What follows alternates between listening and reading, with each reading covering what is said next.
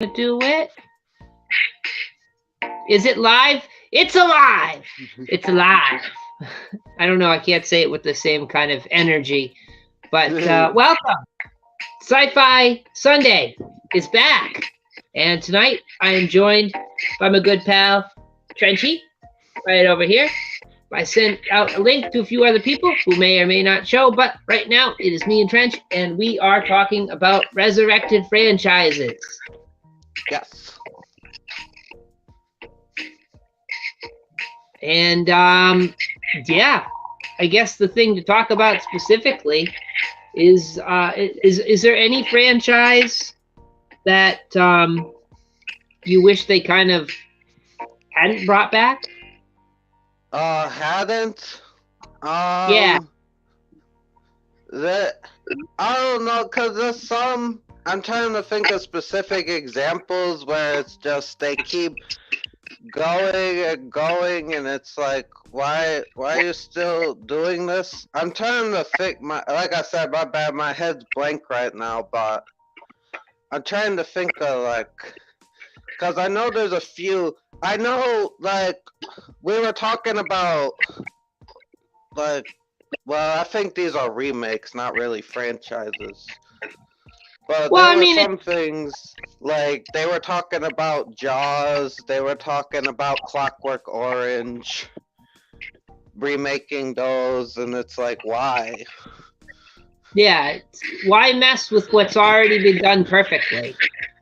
Especially Clockwork Orange and Jaws out of all movies, and then they did White Man Can't Jump, and it's like, why? Just leave things alone. Just leave it alone. Leave Brittany alone. My bad. Oh my God. I'm sorry, I couldn't think of franchises. Oh well, like what? I say leave Britney alone. What if they brought back remade that Britney Spears movie? You guys remember that? The girls just want to have fun? Is that what it was? No, I'm trying to remember what it was called. It was like she goes on a road trip with her friends, and they pick up this guy, and they think he might be a murderer, but he's really not. Wait, what? Yeah. You've not seen that? No, that sounds random as fuck. It is. It's I don't know. It's bad, but I don't know. We've seen worse. I don't know who they'd remake that now. I don't know who's the young pop star we have now. Anybody? Ariana Grande? Katy Perry? I don't know. Is she young enough though? I don't know that well.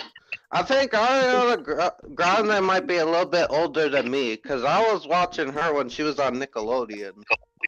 Yeah, so I don't know. Saying. Yeah, because I think Britney was like, I don't know, 20 or something like that. Yeah. If that. Then that'd be older. I don't know, Billie Eilish? I don't know. Wait, yeah, what is she, like fucking 19 now or something? Like 19, 20, maybe 22. I don't know. I know she's younger than me. I still can't remember the name of the fucking movie. Is it the one where they had the three girls on the cover and it's like a pink background and they're like laying down with their legs in the air? There's a car. Yeah. Yeah, it's that one. I can't remember though what it's called. I've never seen it, but I've seen that poster art. Yeah, it was not a box office hit at all. But I think that happened. Oh, they're bringing back Willy Wonka as as a prequel story. As Timothy Chalamet's gonna play Willy Wonka, and they're gonna have Slugworth in there, and it's gonna be how Willy Wonka met the Oompa Loompas and became Willy Wonka. I guess it looks bad. Oh, I don't know if that's such a wise idea.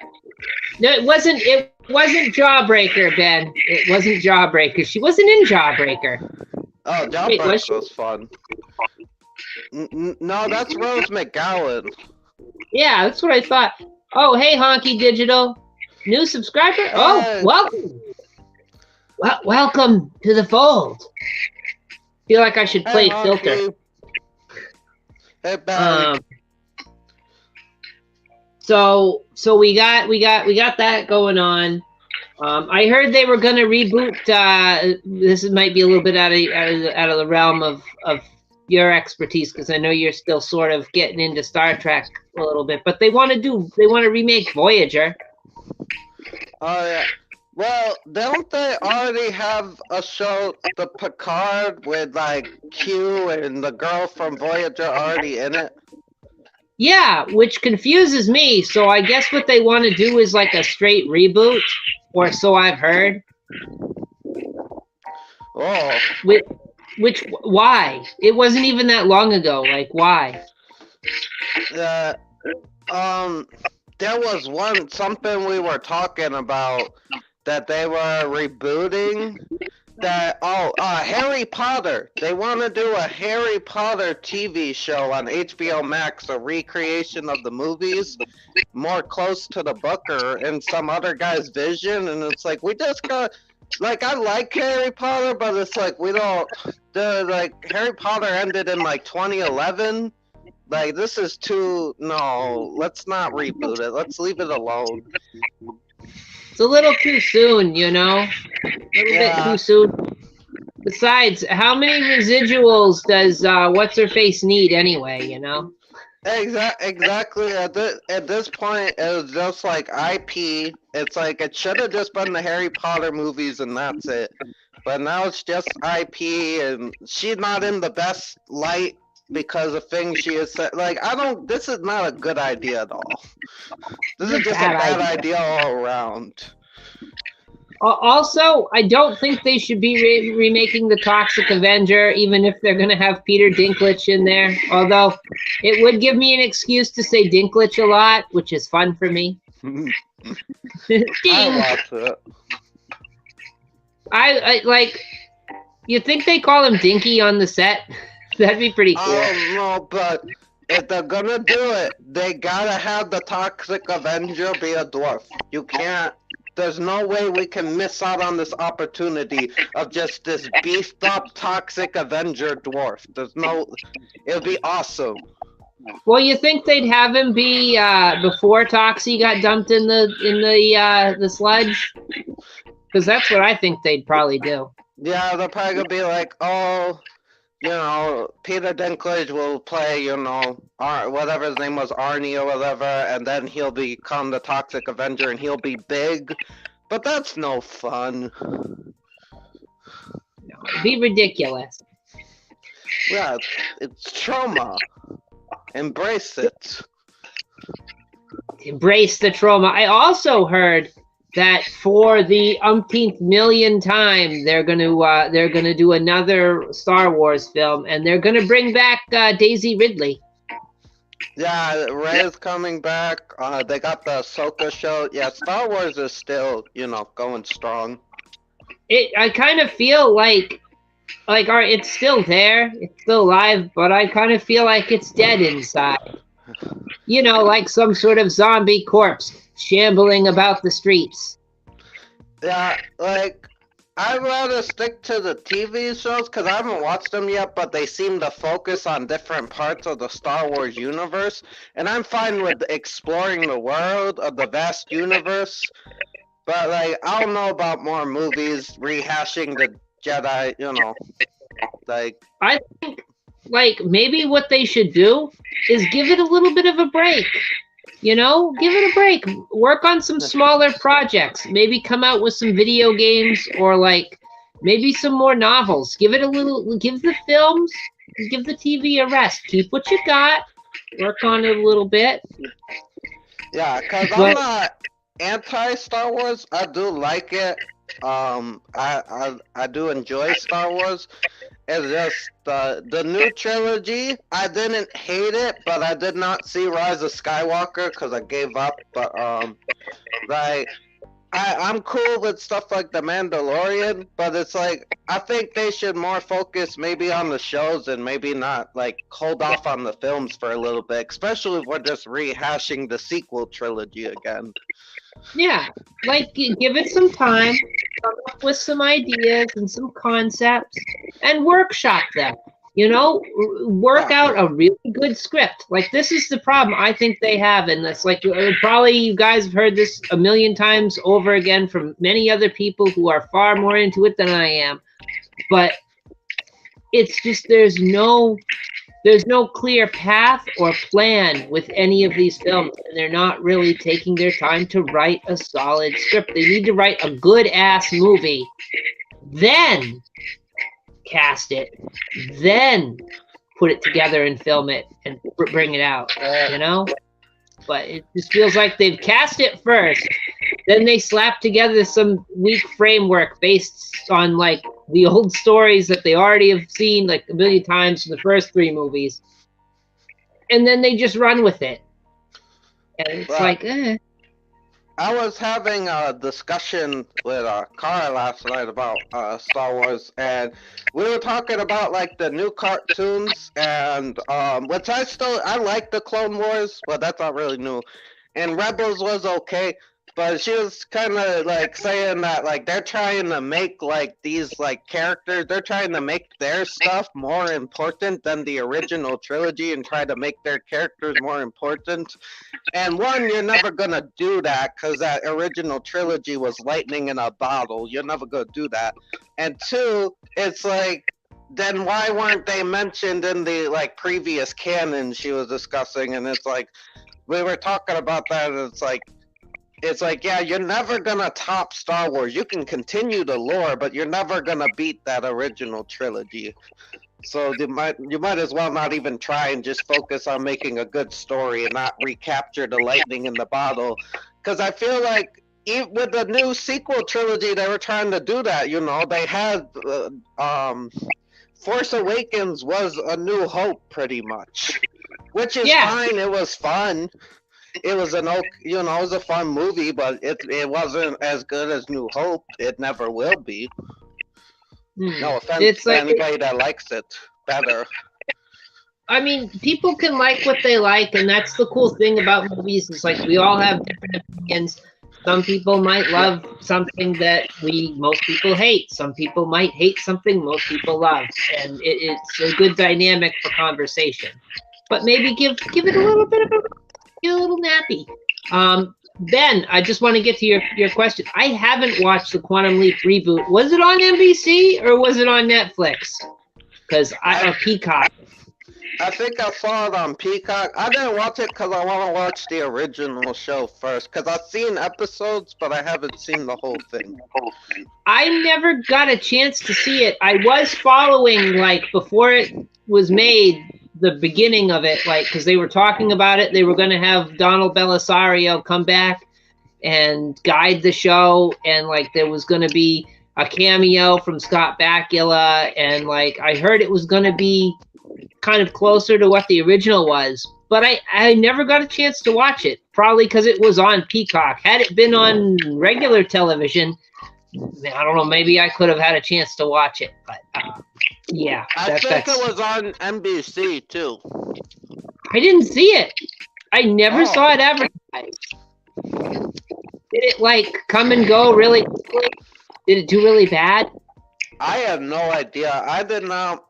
All I know is Peacock has like CBS and NBC and ABC shows, stuff like that. So I figured they aired it on live and then went to Peacock, because usually they'll air the episode on Peacock after it airs on TV. But I don't know how well it did. Like I haven't been keeping track of it. I don't know. It had some big shoes to fill. I would be willing to give it a shot, though. If I might search it out on DVD if it's all finished and done. Maybe give it a shot. I don't hold out much hope, but it could surprise you. As far as sorry, go ahead. Oh, my bad. Go ahead with what Ben was saying. Oh no, no, no! I was just gonna say, as far as what the best TV show reboot or movie is, that's a good question. A lot of people really liked that Battlestar Galactica reboot they did. I tried to watch it, but I couldn't really get into it. I Right. really liked the first one much better, but that's probably just bias. I tell you what I did like is back in the 90s, they had a reboot of the old Flash Gordon, and that was pretty decent. It wasn't great, but it wasn't shit.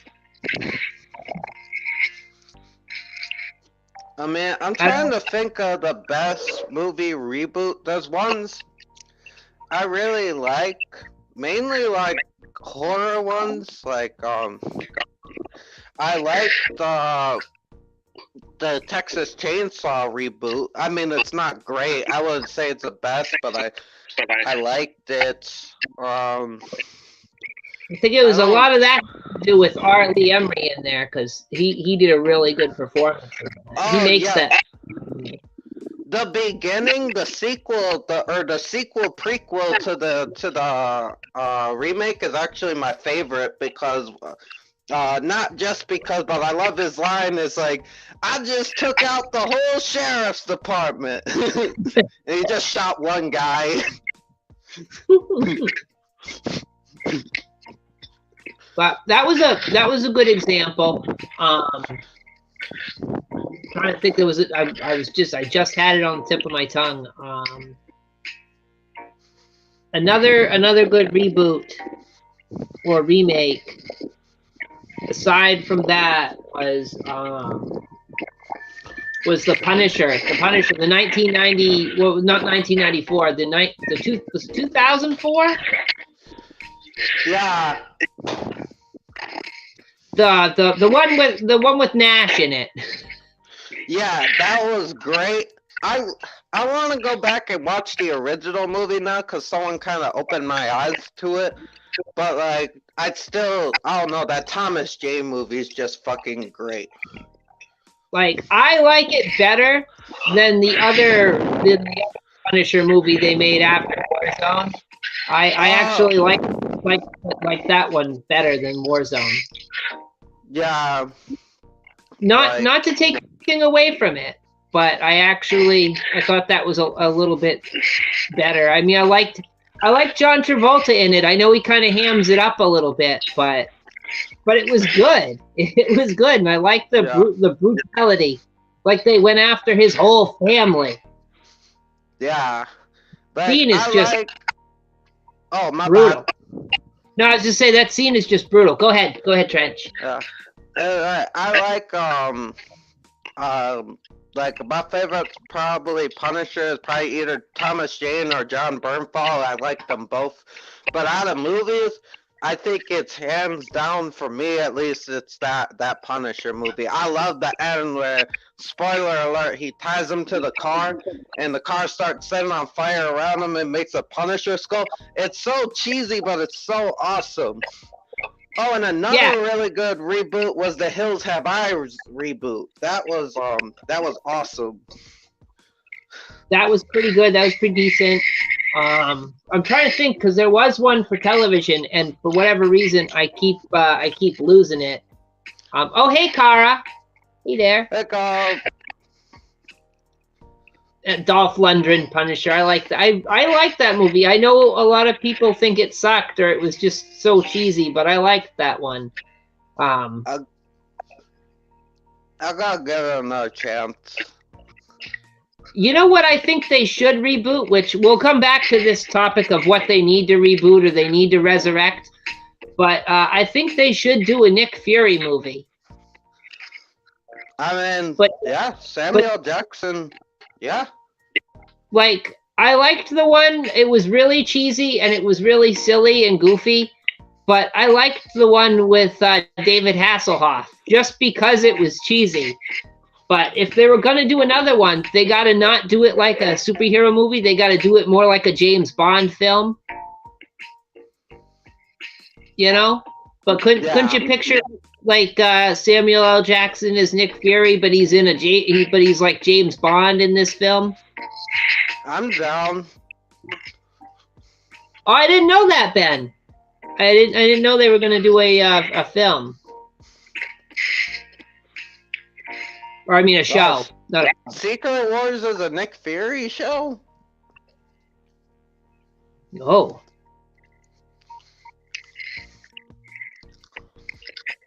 Oh, Kara says that both the Punisher movies are good in their own right, but they have problems overall. Well, yeah, look, they're a perfect movie with the few exceptions hasn't been made. I'll say that. I don't know, like I said, I gotta go back and watch that Punisher because I gotta go back and watch the original. I think I would like it now more than I did back then. Because I like Warzone. Like, Warzone's really silly, but I like Warzone, and, you know, I like all versions of the Punisher, so I bet if I watched that Dolph Lundgren movie, I would like it. Oh, yeah. I mean, I don't see why you wouldn't. It has its merits. It feels more grounded than the other ones. The other ones are a little overly dramatic and are a little more comic booky than the one with Dolph. The Dolph one actually does feel kind of more grounded. Yeah. Oh, Scott, you're right. That's one. If they did it right, that could be great. Sequest, it had something going for it, you know. Trench, have you seen Sequest? No, I haven't. I've seen the pictures on Peacock. I know it's on there, but I haven't watched it. So let me set up the premise for you. Sequest takes place in a future where pollution has run rampant and things are kind of more hectic and politically unstable. And the final frontier isn't in space, but it's in the ocean. And Roy Scheider, instead of being a small town sheriff looking out for sharks, is the captain of a submarine. And he's down there, like, embroiled in all sorts of weird future politics. And, like, sometimes there's, like, sea monsters, and there's a talking dolphin, and it's really weird, but it's fun. It's like a violent version of Star Trek, but in the ocean. Kind of like Voyage to the Bottom of the Sea in a lot of ways. Oh, so like as you think about it, he either got a promotion or a demotion. I think it'd be a promotion. It's like you from killing like weird sharks that just happen to just come around and eat people where you live. Now you gotta fight sea monsters under the ocean. Yeah. And they had a bigger boat. They did a spin-off. Well, it wasn't really I don't know, it's hard to say. It's more of a reimagining, I guess, or a continuation. After like I think the first 2 seasons, or maybe it was 3 seasons, they got rid of Roy Scheider and they recast him with Michael Ironside. Oh. And he was more of like it became more militaristic after they did that. That's an interesting show. Oh, sad thing though, the young teen heartthrob Lucas, who's the guy who invents technology, and he's just a teen, and he works with the talking dolphin, actually committed suicide. The actor that played him committed suicide after the show ended, which is kind of sad. That sucks. Yeah, I should probably do a whole Sci-Fi Sunday episode on Sequest. If you guys want to see that, ask for it. I don't know. Make a stink. I'll do something about it. Yeah, the reboot of Baywatch, but hold on, I can highlight that. Yeah, Jonathan Brendis. That was the actor who killed himself. He was sad. He had a sad. It's sad that he died.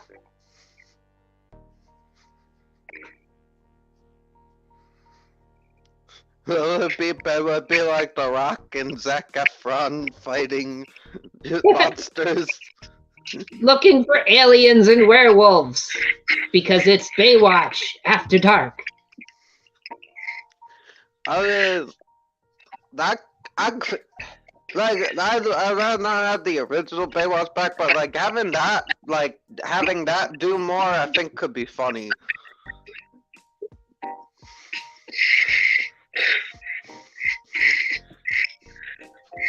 Oh, I don't know, Trench. Did you ever see this show, My Secret Identity? No.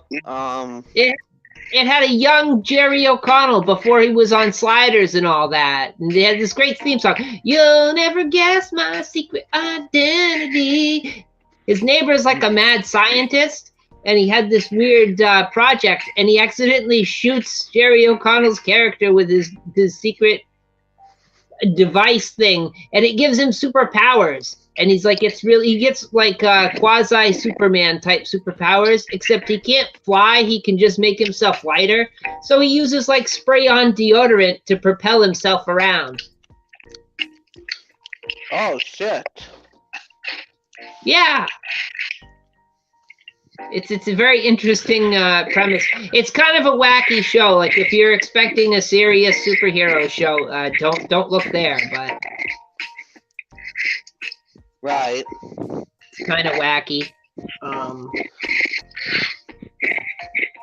But if they were going to resurrect something, that's something they could resurrect, and no matter what they do with it, all right, well, I'm not going to say no matter what they do with it, but they could basically do whatever they want, and you're guaranteed they're not going to piss anybody off. I feel like they should try to resurrect and do things better on shows that didn't do that well, and like people that have like good concepts.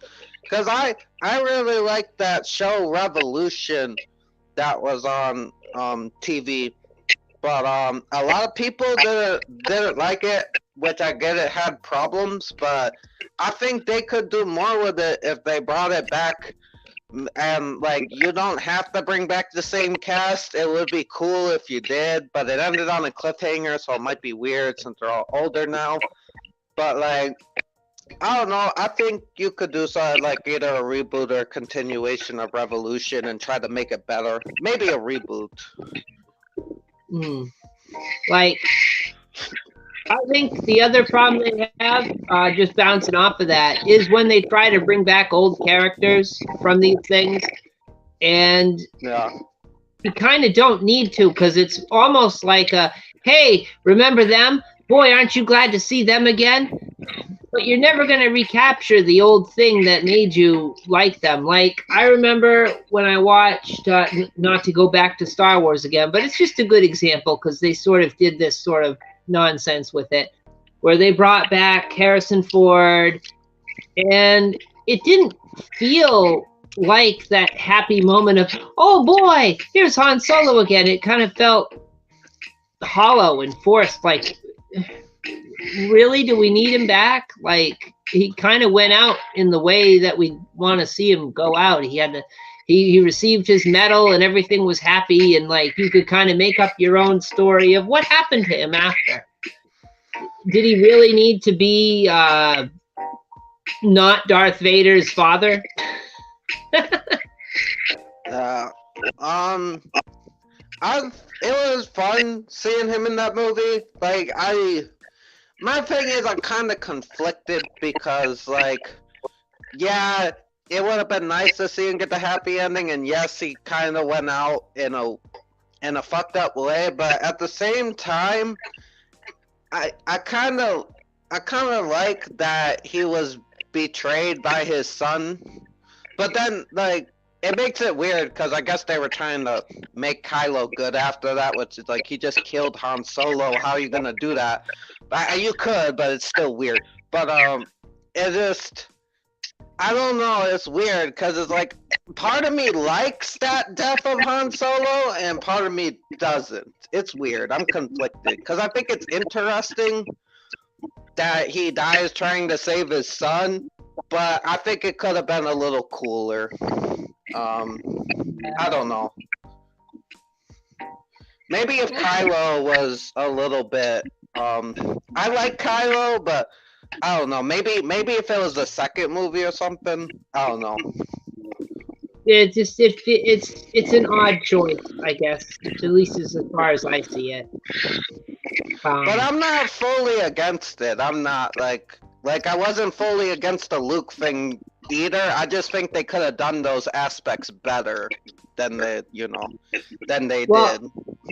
I don't feel like we need to see Luke Skywalker broken down so much. Like it's almost like what did he really gain from the last 3 movies? Nothing. Well, I like seeing the hero fall, but he should have fallen in a way that was more true to the character than, just, oh, I'm going to do the same thing the last 3 movies were teaching me not to do. I still blame it on all the green alien titty milk.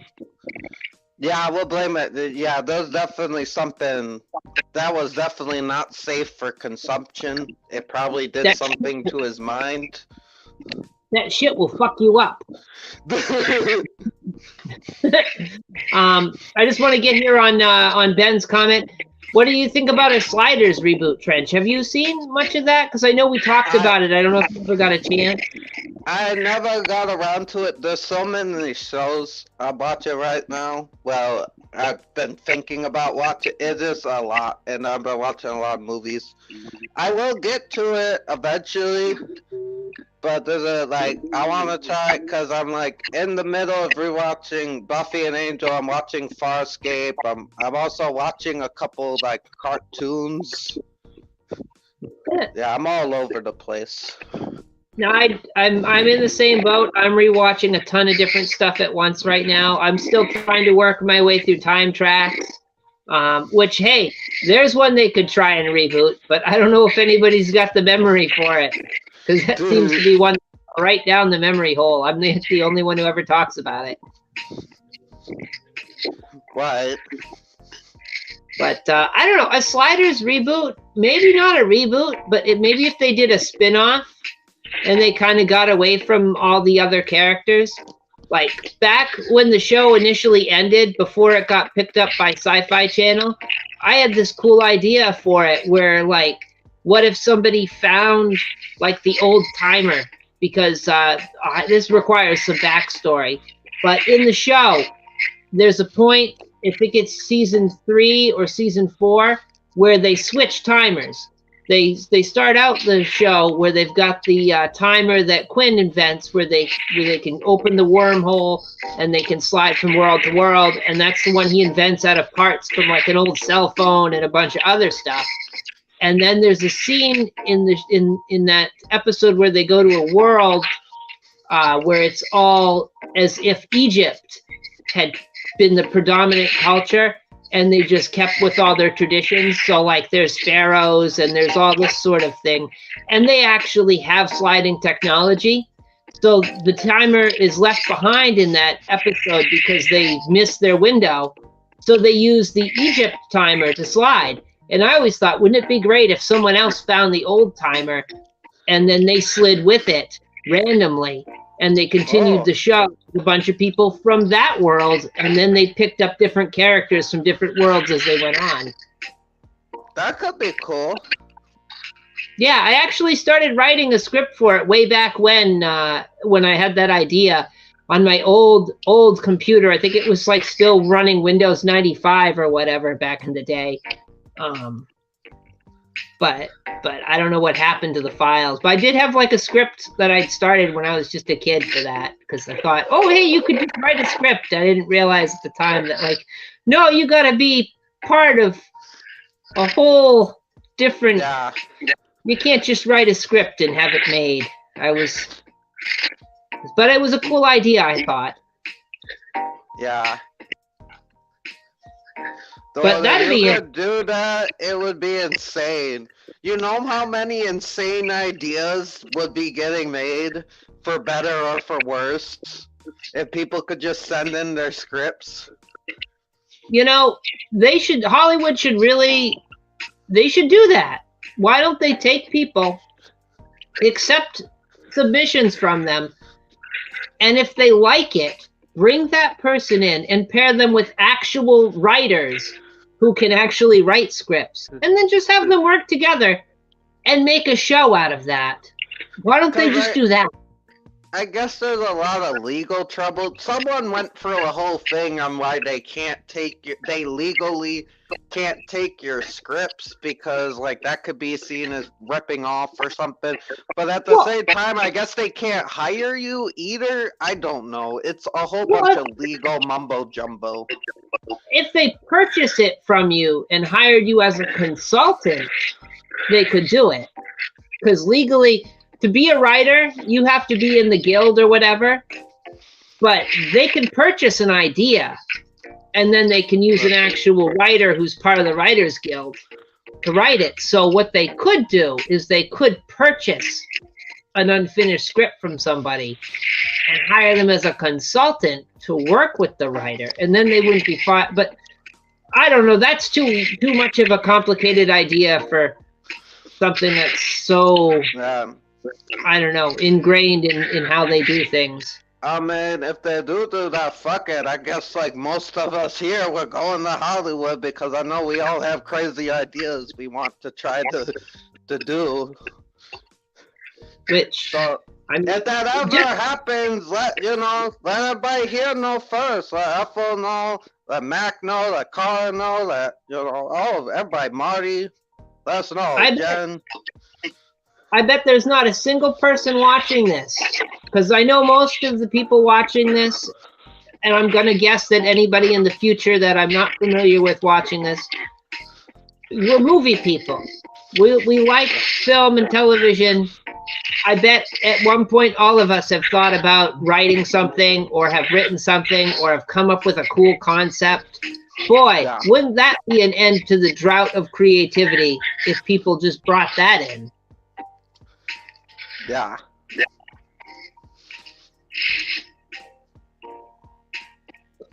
But I don't know. Nate, like there's so many people, Ben, so many people that probably have good ideas or I've heard good ideas from. And it's like, I know it would be like a massive disaster because so many people will want to do it and maybe they wouldn't have room for everybody. But like, if they at least maybe put a limit on it, like to test it and maybe came up with a better system for it, like, who knows what the fuck could be on TV. It could be an amazing and maybe also frightening time. It could be a revolution in entertainment. Because you would have some really bad stuff, but then you might have some really good stuff, and then you'll have like, what the fuck is that? I don't know what it is, but I'm gonna watch it anyways. But hey, I mean, we already get stuff where it's like, what the fuck is that? So. Oh yeah. You know, what's a little bit more? Maybe open it up, but I don't know. Back on track, because I know we've kind of diverged a little bit from it, but stuff that they're still talking about. Oh, hey DMC. Hey DMC. Oh, and Kelly, we got Kelly here too. Hey Kelly. Hey Kelly.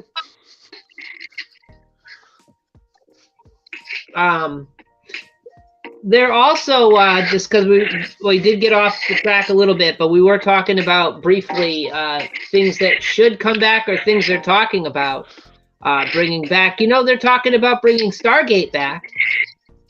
Oh, yeah, me and Art were talking about that the other day. Well, he was asking me if I watched it, and I had said no. But I will eventually. Oh, it's Jesus! Kelly, that's Jesus. Don't you recognize him? It's Jesus. For Easter.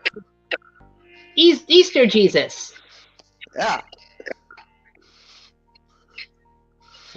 Good to be live again, DMC. Hopefully that is a trend that's going to continue on Fridays, potentially.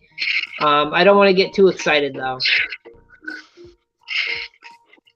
Richard Dean Anderson's a must if they bring it back, even if it's just for a cameo every once in a while, because That man, he was one of the reasons that made that show so great when it came back. Not to mention, very easy on the eyes. You all know what, like, too? I don't know if this will be a revival, but I guess it is. Those pilots that they send out that never get made, but there's like a fully realized pilot for the show, but the show never got greenlit. It would be cool if they revived some of those that were good. Like, there was this cool spy one that they did about, like, it was a Nickelodeon show, I think it was supposed to be, and it was like, this girl and her father, like, her father was a spy and she kind of was too, but he didn't really want her to be in the business with him, if I remember correctly. And his uncle, or her uncle, is like the bad guy, his brother, and they gotta try to stop him. And like the first episode, I think there was like a flying car and stuff like that. But I guess like it was around the time 9/11 happened, and there's a scene where they gotta squeeze past two giant towers. So that might have played a role in maybe it not getting greenlit. But I think it would be cool if they somehow got the same writer to like maybe try to bring that back and see what could have been, you know, like maybe revive shows that never got a chance to make it, It'd be better than reviving stuff that already had its time in the limelight. I know something I'd like to see brought back from the dead, or at least from the undead, because it never got made, was for about 2 or 3 years, Amazon was talking, they'd purchased the rights, I don't know if they still have it, but they were talking about doing a TV series based on the video game series Fallout, which would have been awesome. Yeah. Like, you're familiar with that, right, Trench? I know what Fallout is. I never played it, but it's like a wasteland, right? Futuristic wasteland. It's like an alternate timeline where everything is sort of in this weird 1950s deco style, where technology really grasped onto like nuclear technology, and it advanced in this weird, interesting way. Like all the cars run off of like some sort of weird nuclear energy. Of course, none of them work because it's a wasteland and we had bombs falling and whatnot. But everyone's in these vaults because there was this company called Vault Tech, and most of the population escaped nuclear disaster in vaults. And after a certain period of time, it's safe to emerge, and they emerge from these vaults, and there's raiders, and there's mutants, and all sorts of crazy wildlife is mutated into basically monsters, and they have to go rummaging through the ruins of the old world. And there's zombies, but they're called ghouls. And it's a really interesting world, and the games are great. I've only played Fallout 3 and Fallout New Vegas, but absolutely great games. Max said it right here. It is. There's kind of this open world game, and to see a show based on that, they could do whatever they want. Like, the possibilities are endless with what they could do with it. It'd make for great TV. Right. Really well.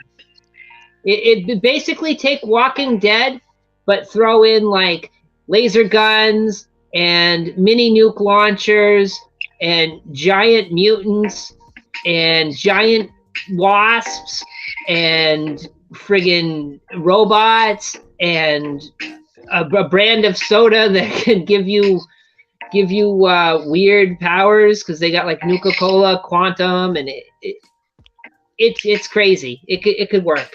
It could work. That sounds awesome.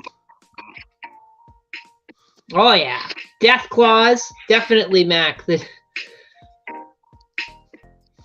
Death Claws, or those weird bear things. Yeah. So like that's something I wish they'd made, because I had high hopes for that. In fact, if you go through my videos, I did a video where we talked about Fallout 4 and my excitement over it, and I think I might have even alluded to that that it would make a great show back then, and that was before Amazon even got into it. But yeah, would have been great. It didn't happen, but it would have been great. Right.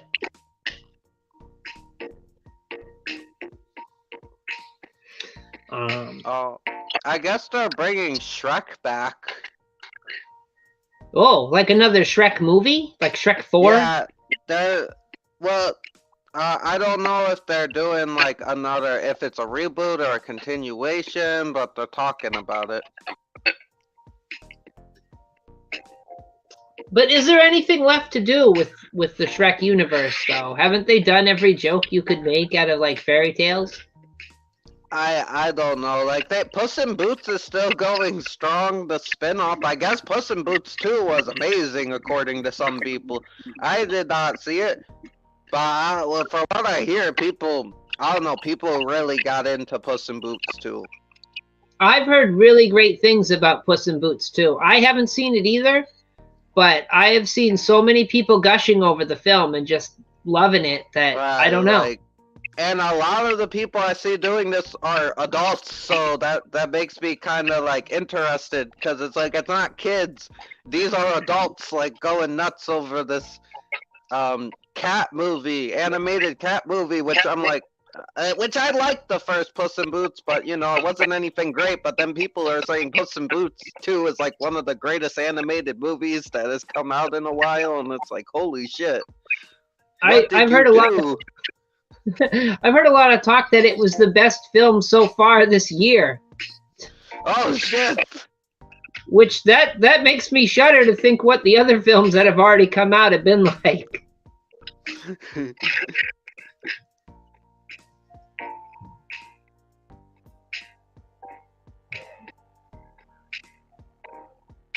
Yeah. Yeah, you know, if you're gonna make something that failed. Remake something that failed, and fix why it failed. Fix whatever problem it had, and maybe you'll have something worthwhile. That's what I gotta say about that. That's what I'm saying. Like, remake Snow Beast for a third time. Oh god. That could be awesome if done right. If done right, a ski resort being terrorized by an abominable snowman could be done really well. Fuck it, we'll just throw Carl Urban in there for no reason and make him the main guy. Carl Urban will save us. He will save Snowbeast. It'll be movie of the year material right there. I don't know. I heard a lot of good stuff about Cocaine Bear too, but that's not a resurrected anything. Cocaine Bear, like they want to make. I heard they're making a sequel called Cocaine Shark, which I'm in, because like weird shark movies are some of the best movies ever. I was looking at Tubi, and they have so many just weird, messed up shark movies. Like, it's great. They need to remake Devilfish. Oh, I've never seen Devilfish. Oh my god, it's a prehistoric shark, but it's like an octopus shark. Like Sharktopus. Oh, but like Sharktopus. Yes, but not the same. Oh. Yeah, kill it with gasoline and fire. Oh. Does he get to fight a baseball player that has turned into a human wolf shark in a baseball field? No, he gets to fight a Florida-dwelling Italian who is an electrician, the shark's greatest enemy. That sounds pretty cool, too. That sounds about on par. A beer-drinking electrician. Oh, he's an alcoholic, even better. Oh, yeah. Pathfinder with car. A cocaine pig. Oh my god. Yes.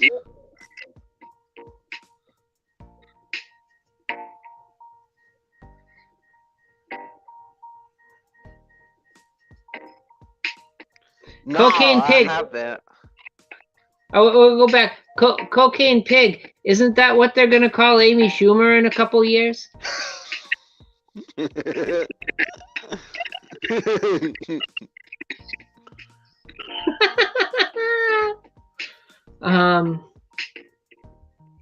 So wow, I totally lost it there for a second. Well, there's also what did I have down here? I talked about that.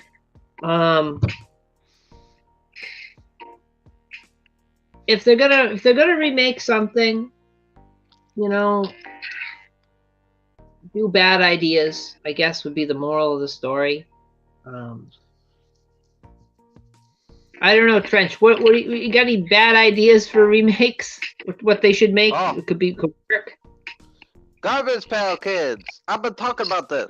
Garbage Pail Kids, but you gotta get like someone that's like kind of like a mix between Sam Raimi and early Fred Dekker. And I mean, I'm talking about like Night of the Creeps and Monster Squad Fred Dekker, not that new Predator movie Fred Dekker. I haven't seen it, but I hear it's bad. But like, you get him, and you got a mix of him and Sam Raimi, and you make it into a horror movie about this like small town that's trapped in the school with these kids, and the like Garbage Pail Kids are coming into the school, and they gotta fight them off, and it's like, you know, kind of, you got your sheriff and shit like that.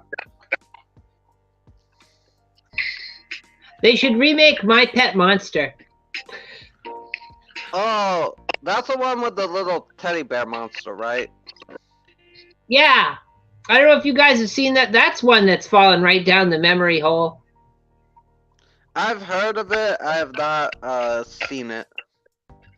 It's terrible, but I've seen it, and I remember it fondly. It was a fun kind of terrible. Oh.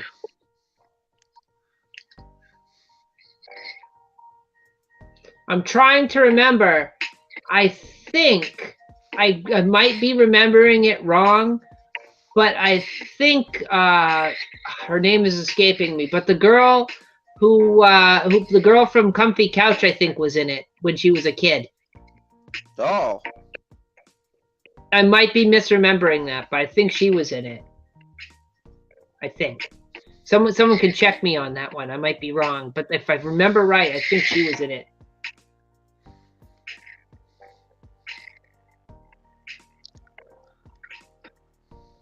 Which that seems to come up quite often. Another thing that got remade that seems to be doing really well is the new Mario Brothers movie. I haven't seen it yet, but I've heard good things. Yeah, I've heard good things too. And like I said, I heard there's a reference to Do the Right Thing in there, and that's got me oddly excited. I just hope that, because I guess the pizza shop, it looked like the pizza shop from there. I just hope there's a scene where Bowser comes into the pizza shop and he's like, "Hey Mario, why there's no Koopas on the wall? Why there's no Koopas?" Like, that would be great. I mean, I was skeptical because how are you gonna top the first Mario Brothers movie, right? Oh, monkey! Monkey! And don't forget John Leguizamo with him constantly going, Daisy! Daisy! Daisy! Mario? Luigi Mario! Or that one scene where he's dancing with the chick who's supposed to be like the giant fish that eats you from the third game, and he like grabs the jewel from between her boobs, which is kind of awkward because as a kid you're not like expecting that, and then you're like, oh, Mario's got game, I guess. And I don't know. you know how you recreate that movie? You have the writers be like fighting all the time. You get them locked out of the writers' room. You make sure everybody's drunk, and the guy playing Luigi breaks his arm. That's how you top it. But you make it worse. You give everybody, instead of alcohol, you give them cocaine, and see what happens this time around. I will give it this. It was visually interesting. Visually, there were things to look at, and it was weird, and it wasn't what you expected it to be. I don't know. I'm trying to give it a compliment. It was rough. Do you think if it wasn't a Mario movie that it might be like more accepted, that if it was just its own weird thing? If it wasn't a Mario movie and like they changed some of the names of the characters and they made it more adult, I think it probably could have been a really cool like cult film. I mean, it already sort of is a cult film, but I think it could have been like that next level because it would have just been really bizarre and bonkers. Yeah. I mean, just think of the stuff they didn't show us. I'm not gonna lie, Mac. I am unironically kind of interested in seeing it. It's weird because it looks like it's trying to go adults, but like it also looks for kids. And there's this weird part where the saying "beat you off," I'm gonna beat you off, which reminds me of the joke from what's it called? 21 Jump Street, where where the guy's like, I'm gonna, he says the same thing, but they're like saying it with beach instead. I like this. I like the scene from the trailer where they're in the car and she's surprised that Ken is there. She's like, "Oh, did you bring your roller skates?" And he's like, "I almost never leave home without them." And they look just like the friggin' roller skates you'd put on the. I don't know. It was a good tongue-in-cheek kind of thing. I don't know. It might be good. It might be good because it seems to be very self-aware. Well, did you see the first trailer where it was like 2001 with Barbie? Like Barbie was the monolith and the children were monkeys. Were the monkeys? No, I didn't see that. I just saw the one.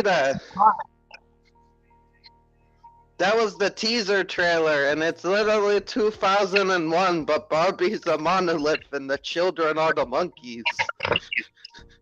But I don't know. I'm interested. I think I might check it out when it comes out on DVD, and then I'll either be really happy about it or I'll question my purchase. Yeah. I like the part in the trailer where he's talking about staying over her house. He's like, "Oh, we could stay over." And she's like, "Oh, okay. And do what?"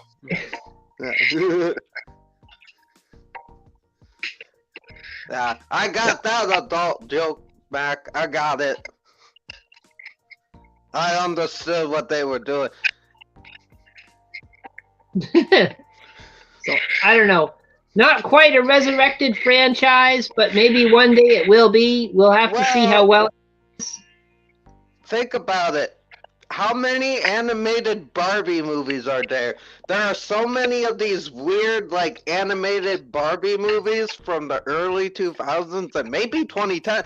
They were going for a long time.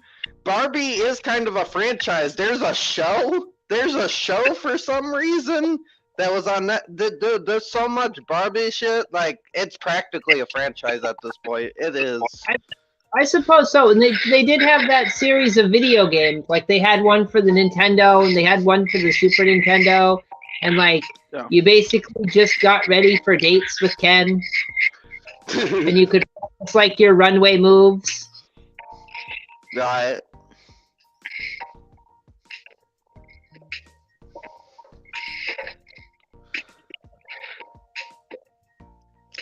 They brought back Children of the Corn again. Oh, wait, I didn't even hear about that.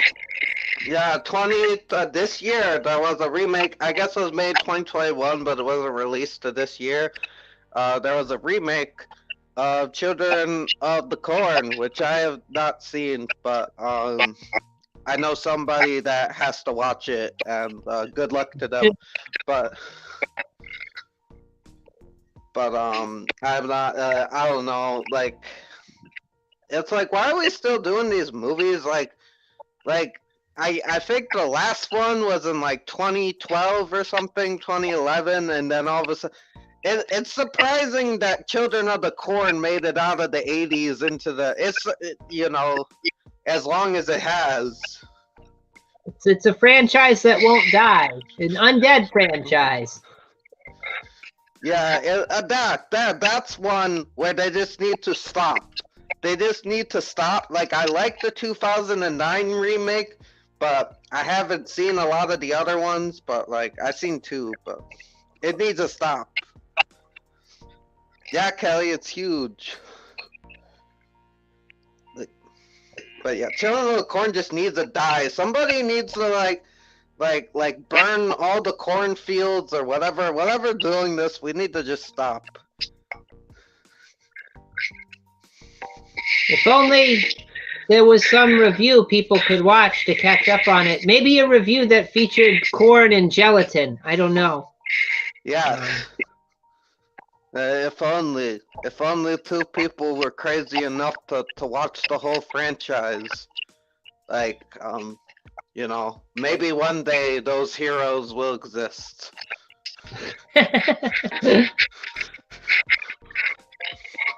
But we got that. What other things do they have on the books coming out? Because I know there's a lot of like retreading on this and that coming. I'm trying to think. It's hard because I do hear about it, but it's hard to keep track of what they're doing. They made a new Puppet Master in 2022, but that never died. Puppet Master was always, Puppet Master wasn't going anywhere. The omnipresent Puppet Master. It's just here all the time, forever. But speaking of Full Moon, they want to try to do another subspecies with the original actors, which I don't know. Like 5 was the last one they did was kind of weak. So like part of me is like, okay, that might be interesting, but at the same time, I don't know if the it's like, I think they've aged out of the roles. It's like, because they're vampires. Unless, like Radu, you could still do Radu, but like Michelle, like, I don't know, I guess we could like disbelief, and just believe, she's still the immortal age of when she was turned. But it might be a little distracting seeing this vampire woman, looking older than how she was in the other films. Oh, hey, hang on, Trench. I'll be right back. I gotta go check something real quick. Okay. Keep going on that thread, though, for a second. But, like I said, okay, I'll try to spread it out. Radu, he has all the makeup and stuff, so you could just make it. But then maybe if they make her look like Radu and do the makeup, that could be cool. But I don't know. Oh, they also remade Castle Freak. I didn't see it, but it's a thing. They brought back Castle Freak, which wasn't even a franchise, but they brought it back. And Barbarian takes a lot from Castle Freak, so maybe a trilogy? I don't know. Probably not, but it's like Barbarian's practically kind of a weird reversal Castle Freak in a way. But I'm trying to think of what else. Oh, they brought Lord of the Rings back, even though that wasn't really gone because of the Hobbits, but they had the show. I haven't seen it. What do you guys in the chat think? Like Scott and Kelly and Mac and whoever else, Kara, DMC. And no, I haven't seen Pathfinder, Mac. I know. Is Pathfinder bad? is Pathfinder bad? Because Carl Urban's fucking awesome. But like Oh. I haven't seen Pathfinder either. yeah.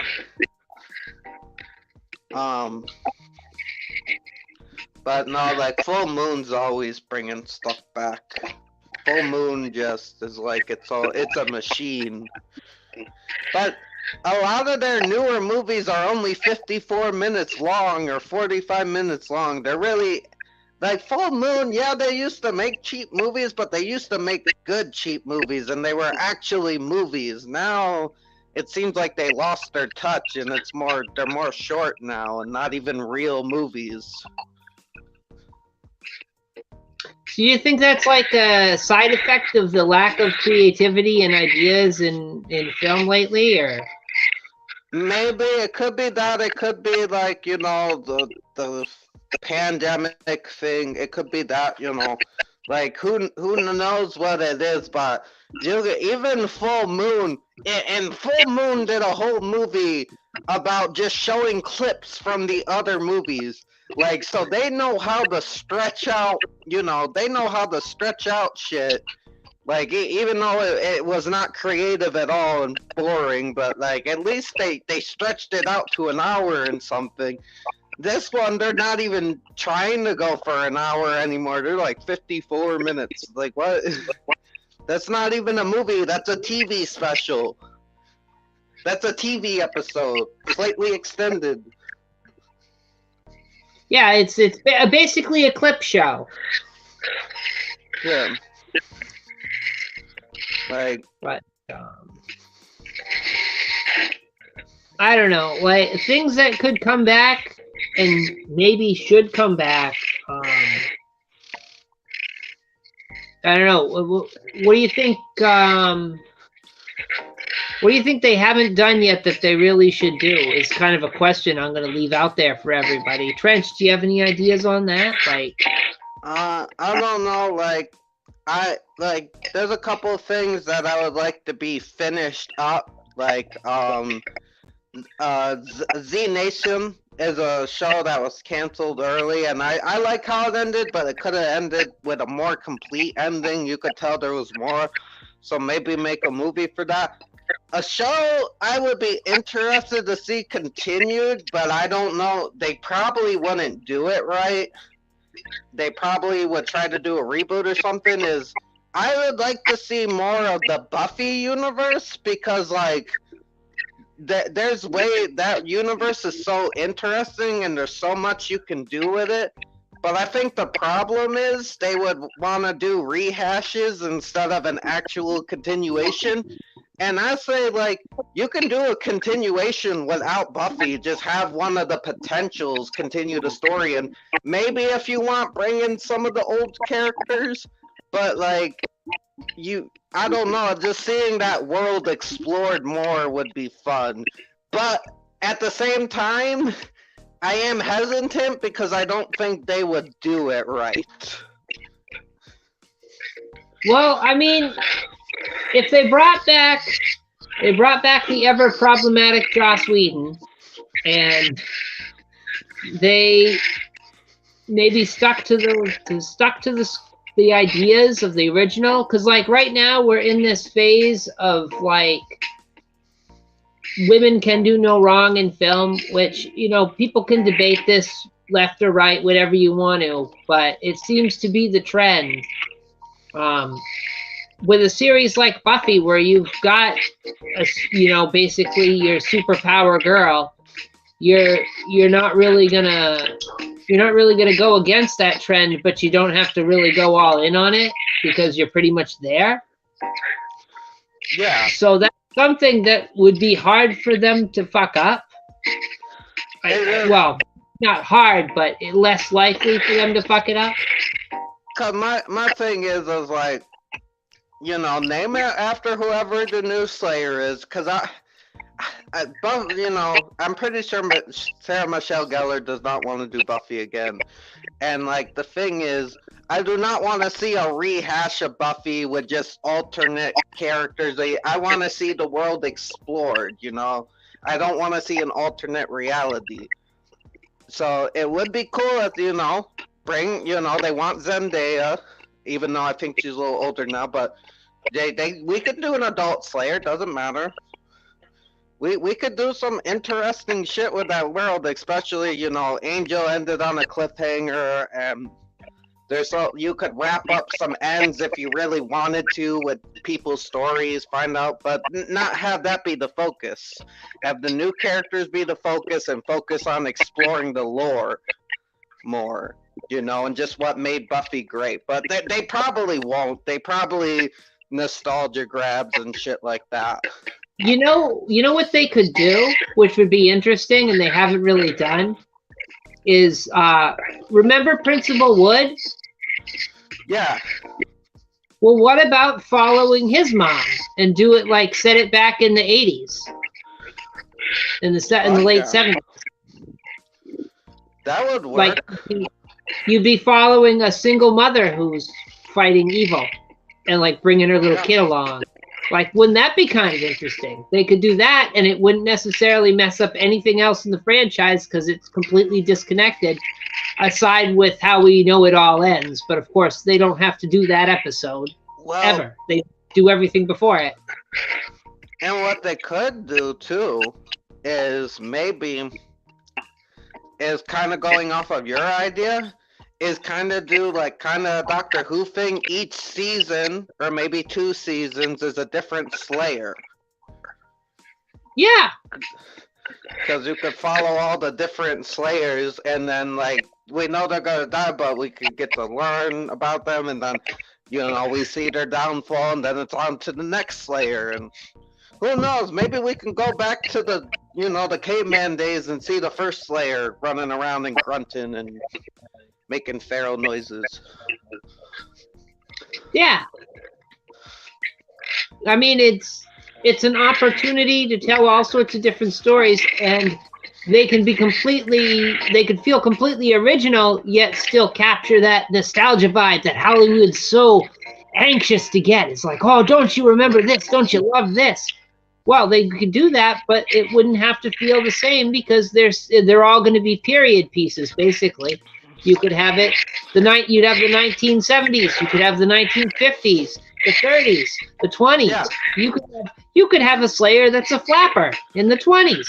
Yeah, and like jump around, like don't go in order, jump around, and you could call the show The Slayer, and then each season could be like, I don't know, like Nikki Wood, Vampire Slayer, someone else, Vampire Slayer, yeah. Just think, Trench. Vampires with fedoras and Tommy guns. Yes.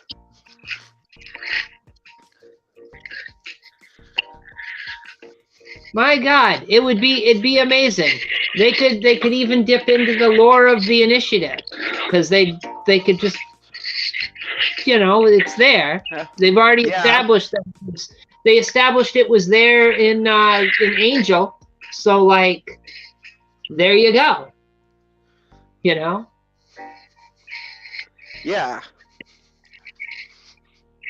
I mean, that's ready-made, easy to do.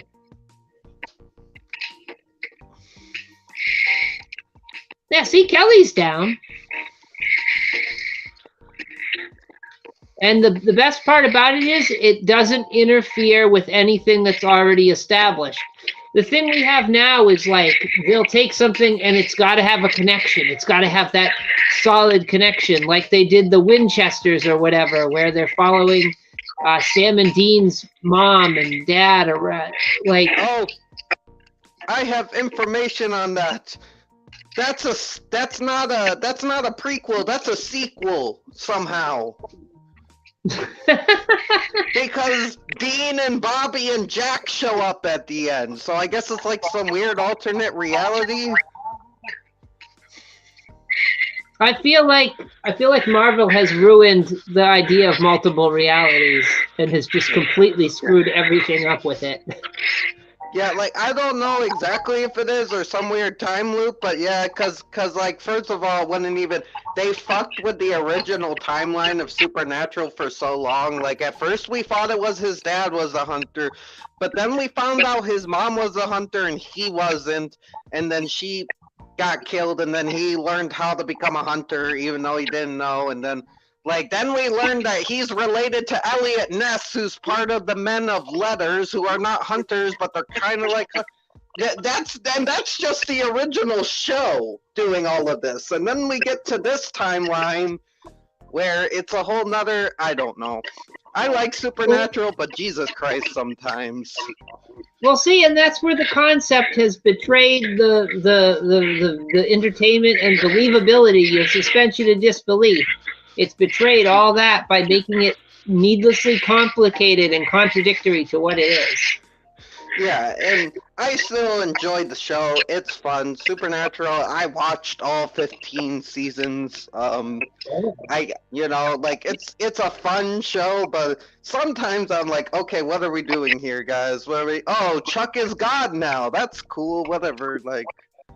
Oh, because it's like, okay, they do all this stuff and they fight the devil, and it's like, where are you gonna go from here? And they're like, we're fighting this, we're fighting that, and in the end, it's like, how you gonna end it? Who you gonna finally fight? It's like, let's fight God. It's like, wait, what?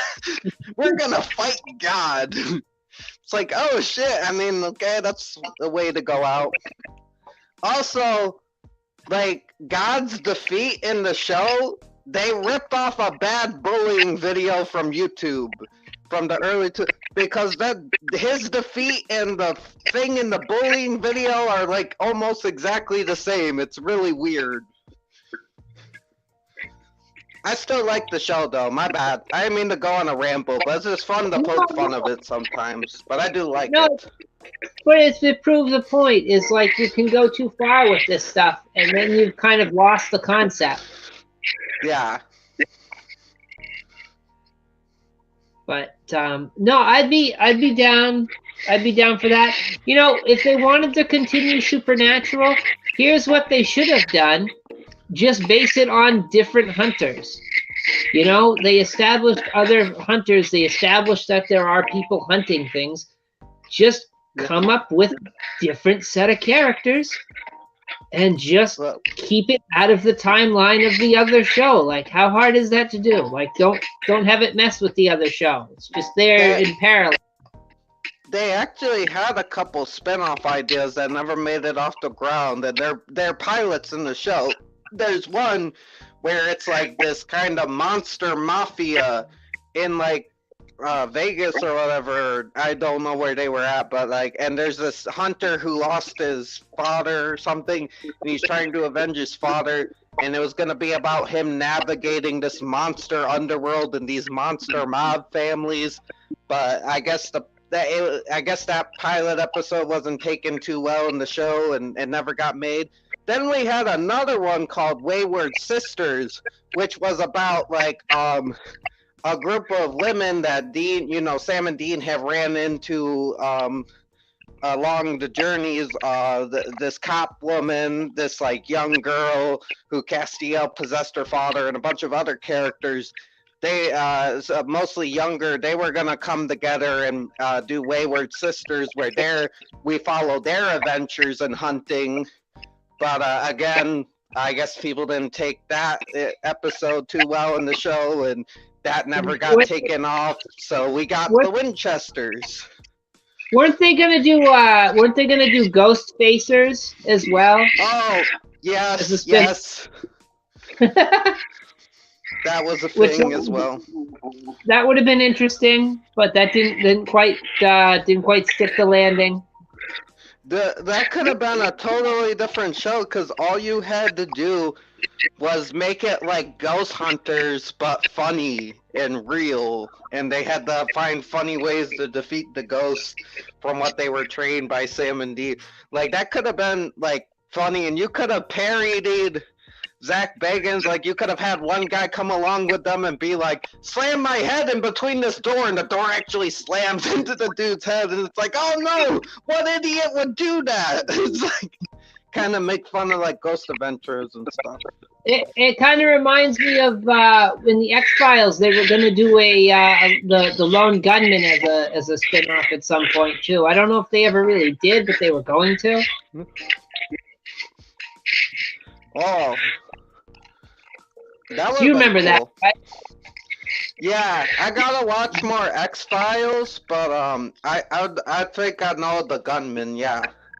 Yeah, the three nerds that occasionally would help Mulder and Scully out.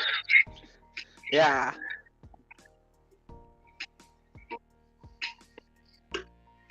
That would have been cool. Cause aren't they like older than like people? What do you mean? Aren't they like been through like generations or whatever? No, they're my just bad. they're just conspiracy theorists that seem to be up on everything and occasionally help out Mulder and Scully. But they were going to have their own spin-off. I don't know if it got a pilot or not, but it was talked about for a little bit back when X-Files was still pretty big. Yeah, I got lots of X-Files all the way through and like know the lore and stuff. Well, I don't really know too much. Well, it's a good watch, and the self-promotion here. We did a Sci-Fi Sunday all about the X-Files not that long ago. So that's something to look through. Any future viewers that weren't there for that, check it out. Go into my videos and live and just look. It'll be there. You'll see it. French, you were also there for that episode too. Yeah, I think I had only seen 2 or 3 episodes if I remember correctly. I don't think I gave you homework for that one like I did with the Star Trek stream. No. We started doing that afterwards. But I had some ideas of stuff. If they didn't want to do any resurrections of franchises, well, I mean, I guess a character can be a franchise, but there's some characters that are public domain that they could do new franchises around, like Zorro. How come we don't get any more Zorro? Oh, I don't know. Because that's fairly popular and fairly interesting.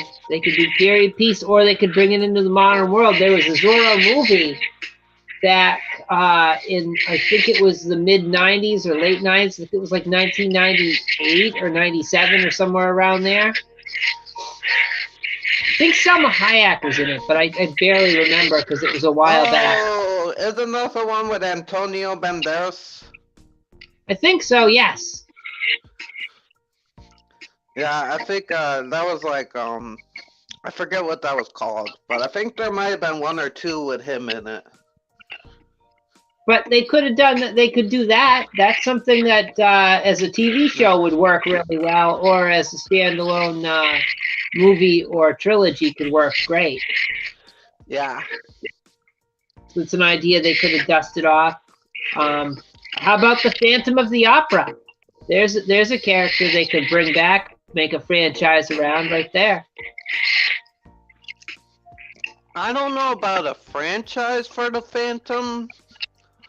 I don't know how I feel about that one because I love the 20s movie. I mean, what? How would you pitch a franchise? Well, they could go back and they could do like the lead up to the accident and to what causes him to become the Phantom.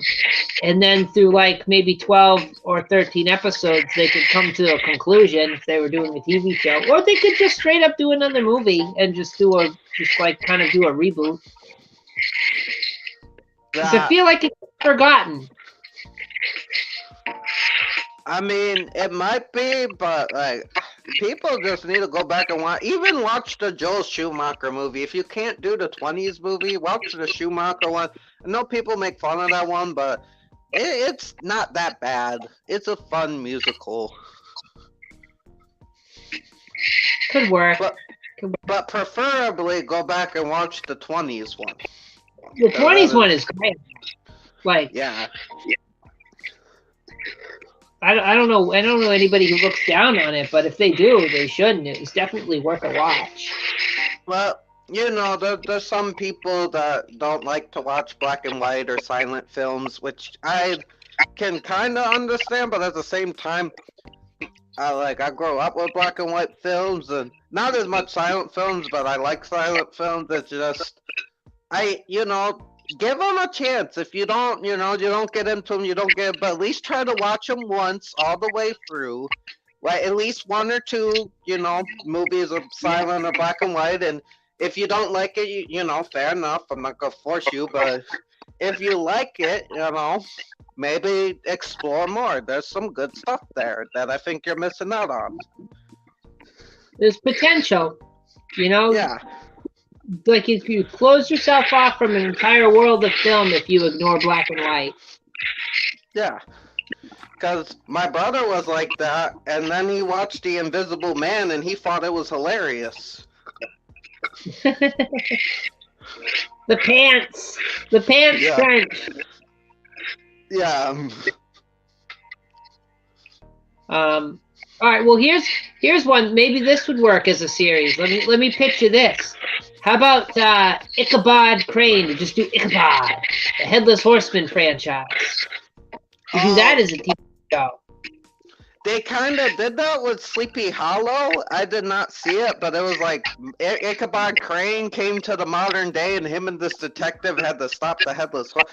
It could definitely work, but it would be cool to maybe see like kind of a similar thing, but like Ichabod saw, because like Sleepy Hollow had a lot of myths and legends. So maybe Ichabod Crane's like this kind of detective who doesn't believe, and you have one that maybe does believe, and they hunt monsters and the Sleepy Hollow, and then like the Headless Horseman's kind of like the main, Yeah, and he's not a bastard just trying to steal someone's girlfriend. yeah. Like in the cartoon. Go ahead. What if you made like Brom his partner, and they had like the love triangle, but they also got to work together? That could be interesting. Yeah, and it's a period piece, so it's not in modern times. Yeah, of course. And they got to investigate it. They got to investigate the Headless Horseman, and in their investigations of the phenomenon, they run into other things. And like you hold that Headless Horseman for like the end of the series. So you hold it as like, are they ever gonna really get to the bottom of it? Are they ever gonna get the Horseman? Are they gonna get the Horseman? Maybe they encounter him, maybe they don't. Maybe they see him, but they can't quite track him down. And in the midst, they track down other supernatural things. Like maybe that could be a show on of itself. Yeah, and like leave hints of like the Headless Horseman's doing things like on the side, but they're just one step behind them. And like you can pull from a lot of like folklore from that area. You can pull from a lot of folklore, and hell, maybe from other areas as well. Across the seas, and maybe mess with creatures that we might have not have even heard of. Yeah, and folklore is rich. Yeah, and all along the way, they could be telling the audience that, the horseman, like the show could hint to the audience that the horseman is real, but occasionally they can throw doubt on, is it real, or is it somebody playing some elaborate prank, or there's something else going on? They could drop little clues and hints in the show that, maybe it's not real, but it can be something that the audience has to try and figure out throughout the course of the show. Yeah. Like, it would be interesting. It would keep people in there, kind of like how everybody was intrigued with that show Lost because they couldn't figure out what the hell the MacGuffin was. Yeah. Only with people. Oh, what were you going to say, Apple? My bad. Only with Headless Horsemen, though. Yeah. By the way, studio executives, don't bring Lost back. We don't need another one of those. Yeah, don't do that. Don't do that. Leave that alone. Leave it dead and buried. Because I like the characters and I'm thinking of rewatching it, but that plot was, once they left the island, I'm like, okay, what? Well, we're off the island. Why is the show still going? Why is it? Oh, they end up somehow back on the. Oh God. The You just take it. Oh, go ahead. Oh my bad. I said the I was only just- show that could do that correctly was Gilligan's Island. No other show could do that. Just take it from Herman Munster. Sometimes dead is better. Yes. Which they're trying to make a prequel to. I forgot about this because I blocked it from my memory. They're trying to make a prequel or a sequel to Pet Cemetery. No, it doesn't need it. It doesn't need it. It's a one and done. Yeah, it's bad enough we had a 2 in the 90s, which was okay. I give that was a fun movie for what it was. It wasn't Pet Cemetery, but for what it was okay. I enjoy it. But then like the remake, I didn't. It had potential, but it squandered it, and I don't know. I kind of wished it was a train wreck so I could just laugh at it, but it's not. It had potential, and that makes me even more mad. And now they're making a sequel, prequel. It's like you need to leave shit alone. Just let it die. Let the dream die. Yeah, like you said, sometimes dead is better. Like Sometimes dead is better. Listen to your own advice. Time I do that voice, all I'm reminded of is Schmuckers. So another, going off the theme of public domain things that could make good series is, how about one for the kids? What about Felix the Cat? That could actually work because hell, they brought back. I guess they're thinking about bringing back Darkwing Duck, and I saw one of the episodes, and it didn't look too bad. So I think the cartoons maybe has a chance. Yeah, bring it back. It doesn't have to be black and white. You can do it in color. It's fine. Whatever. But bring back Felix the Cat. Why not? Doesn't cost you anything. Jeez. No royalties. Don't worry. Would it be work? It's a lot of work.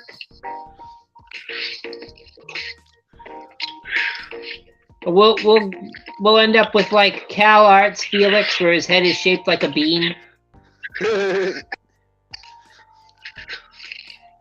Right. Maybe that'd be worse. I don't know. Maybe don't mess with it. I'm sorry.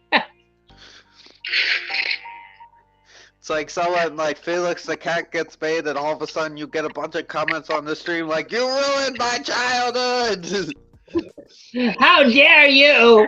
It's awful. Oh God. Why would they do this to poor Felix? No, Inspector Gadget. Well, they sort of did, and it looked bad. But maybe if they did it more faithfully, maybe as animated like it used to be. I don't know, Trench. What do you think of that? I'm not against Inspector Gadget, but I'm not. I never really dived deep into Inspector Gadget. He was cool, but like, I'm not really a fan of the live action movies because Inspector Gadget's played by somebody I'm not really a fan of, and I can look past that, but even the movies, I remember themselves as a kid, just me not being interested. But it doesn't, like, I don't know about Inspector Gadget personally, because I don't really have an attachment to him, so I don't know. The cartoon was good. I used to watch the cartoon all the time as a kid. Inspector Gadget. Like, I know, like, the girl and the dog saved the day, and he didn't. Yeah, and Brain. Yeah, like, it's a fun concept, but I don't know. It's sort of like an animated take on Get Smart, just a little bit, like inspired by that. Right. Where you got a bumbling detective who's got all these gadgets. Yeah. But it could, if they bring it back, it could work. It could work. I thought Dr. Claw was a cool villain. Although in the animated thing, you never see his face. In the live action movie, they show you his face, which was kind of weird. Like, why would you do that? Yeah.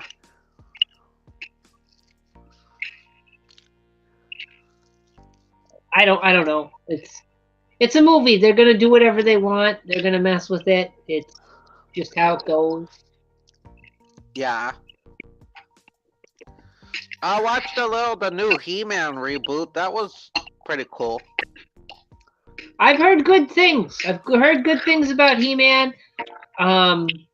She-Ra, not so much. I didn't see She-Ra. I said this before. I mentioned this back a few months ago when Jen had her 80s girl cartoon stream. Rainbow Bright would make a good TV show or a good movie if they made it more adult. Right. You know, kind of aged her up a bit and did it like live action. It would be pretty cool. Made it more serious, but still goofy. Yeah, I never watched Rainbow Bright, so I'm not really familiar. But I remember you guys talking about it. It could be interesting. They could even keep all the homosexual subtext. She could still hang out with Twink. We still have all the rainbows. It's fine. Yeah. But I don't know. Oh, so sorry. What up? No, that reminds me of another one that people thought was like done, but then it kept coming back was Ghostbusters. Oh God. Like honestly, after the second one, that's when it should have stopped. Yeah, I mean, I've seen Afterlife only once. I thought it was okay, but it really, I know a lot of people were really impacted by it, and it spoke to them, and like they were having all these beautiful reactions. I was more kind of like, it was okay. I mean, it's not horrible, it's not bad, but it's not like, I'm not really emotional or anything. Like, you know, it was cool. It was what it was. I felt like it was just constantly like, hey, remember Ghostbusters? Hey, remember the Ecto-1? Hey, remember Stay Puft Marshmallow Man? Hey, remember Gozer? It's like, yeah, hey, I remember a lot better film than this. It was funnier too. Yeah, no, I agree. Like, especially the mini Stay Puft Marshmallows. It's like, okay, we're just in the movie because we want to bring back Stay Puft, but we also want to make him cute so we can make little doll. I'm surprised they haven't made little plushies of the little Stay Puffs or little toys, you know, to try to sell. I'm sure they did exist somewhere, I'm sure, but it's a little bit of the, what do you call it, the Baby Yoda syndrome? Yeah. It's like, hey, remember that character you really like? Well, here's a cutesy version of it that you'll absolutely love. And at least Baby Yoda, from what I hear, like, or what I know, is like he impacts the story. He means something in his actual character. He just doesn't show up for one or two scenes to look cute. I've seen it, Trench. I saw a clip online. Baby Yoda or Grogu. He's been knighted. He's been knighted by Jack Black and some pop singer I've never heard of. Oh shit! What the fuck? Yeah, he's been knighted. He's a knight. Knight Yoda. Oh, Scott, if they bring back Where in the World is Carmen Sandiego, they have to bring back the theme song that Acapella did on the game show Where in the World is Carmen Sandiego. Trench, have you seen that at all, or have I just talking random? I know what it is. I've seen trailers of different versions of it. I never actually watched the show, I think. but I know of its existence. I think I've seen clips and parts, but I never, I know what it is, but I never really watched it. There was an animated version that aired on Fox Kids on Saturday mornings. It was usually towards the end of the lineup. I think it was like after X-Men and Spider-Man and all that. It'd be at the end. You'd get Where in the World is in San Diego. And there was also on PBS, there was the Where in the World is Carmen Sandiego game show, which had this great theme song that was all done in a cappella by the band a cappella, which was a group of 4 or 5 guys that they pulled randomly because they were doing this weird thing where it wasn't quite rap, but it wasn't quite not, and it was all without any music. A cappella. Nice. Oh, was it Where on Earth is Carmen Sandiego? Was that what they called the animated series? I think there was a couple different versions. I thought it was the same thing. I liked the game because they had the game on all the computers back in the school. They had one of the games, and that was pretty cool. I used to play that. That was a lot of fun. It's a geography game. I like geography. Interesting. That was when I learned where Luxembourg is. Oh. For all you Luxembourg fans out there.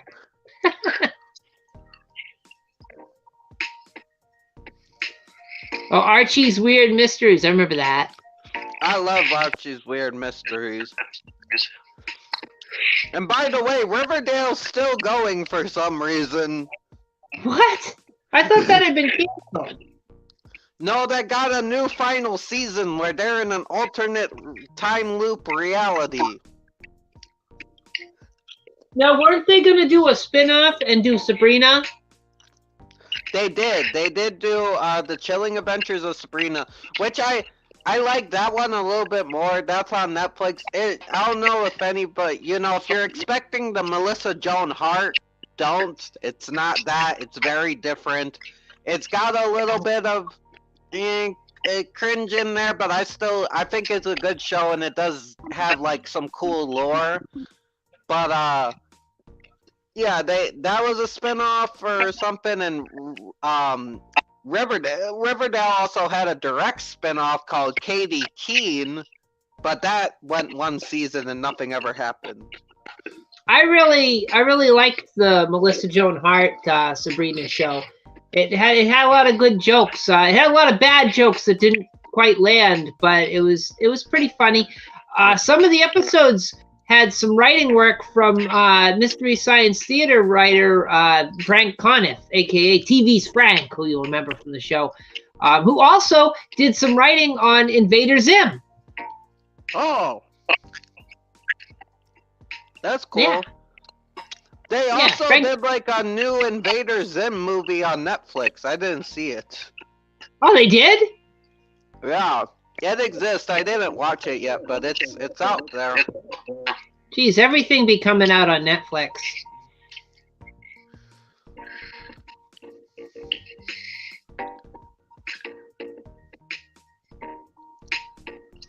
Yeah. I agree, Mac. Sometimes they need to end shows. Supernatural, I know a lot of people love it. I like it too, but that's the show that probably should have ended around season 8. Yeah, I think season 5 personally, but I do love the stuff that came after, but like I said, the time gets a little loopy, gets a little weird. It got a little weird before, but the more you get in, it's like, wait, what are we doing? But I still like the show all the way through, but it's a little wacky. There's a lot to like about it, but there's also, it had a lot of like, okay, maybe we should have just called it quits, because we sort of had the perfect ending a few times. Yeah. And I think they ended it decently. They ended it pretty good, but like at the same time, like I think it should have ended sooner. And another franchise that I feel like is just gonna keep going forever for spin-offs is Rocky at this point, because they're thinking of making an Ivan Drago's Sons trilogy. they want to do Drago's son next. After Creed, and it's like, wait, why are we? I don't know. I think they should do a spin-off of Clobber Lang's sons, friends, uncle's roommate's son. Yeah, it's like what about Spider Rico's great grandson? Like, I mean, at what point have we jumped the shark here? Like, does it need to continue? Honestly, a lot of people would have said that after Rocky 2, there was no point anymore. Yeah.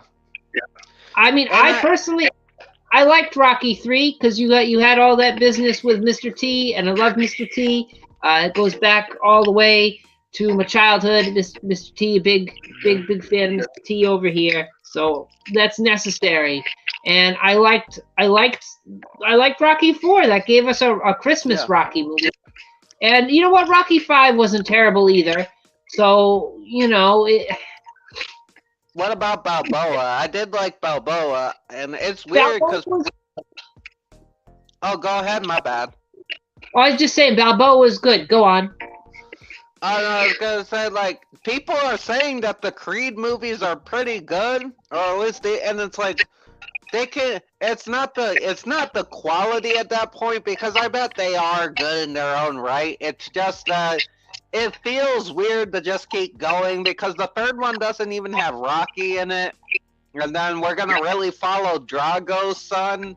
Like, I don't know.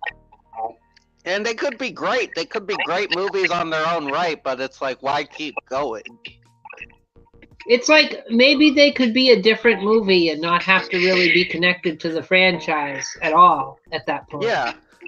Because once you've lost Rocky, because the whole reason to like the Rocky movies is Rocky. Yeah. He's the underdog. He's the underdog. You see him go to great heights, and then you see him fall from grace, and you sympathize with him. Then you see him have family problems, and you sympathize with him. You just want him to come out on top, and you root for him. That's the whole reason to like it. It's a lot of people consider Rocky a sports movie when it's really not a sports movie. It's a character study. Yeah, that is true. I mean, yeah, boxing's in it, but it's really more about the character. It's very character driven. Yeah. You care about Rocky, and you care about his romance with Adrian, and you care about his friendship with Mickey, that mentor relationship, and you care about what happens with him and his son, and you care about his love of his uncle. You care about Uncle Paulie's love affair with that damn robot. You care about these things. Yeah, it's crazy because you should hate Paulie. Paulie is a horrible person. If you really look down deep, he's horrible.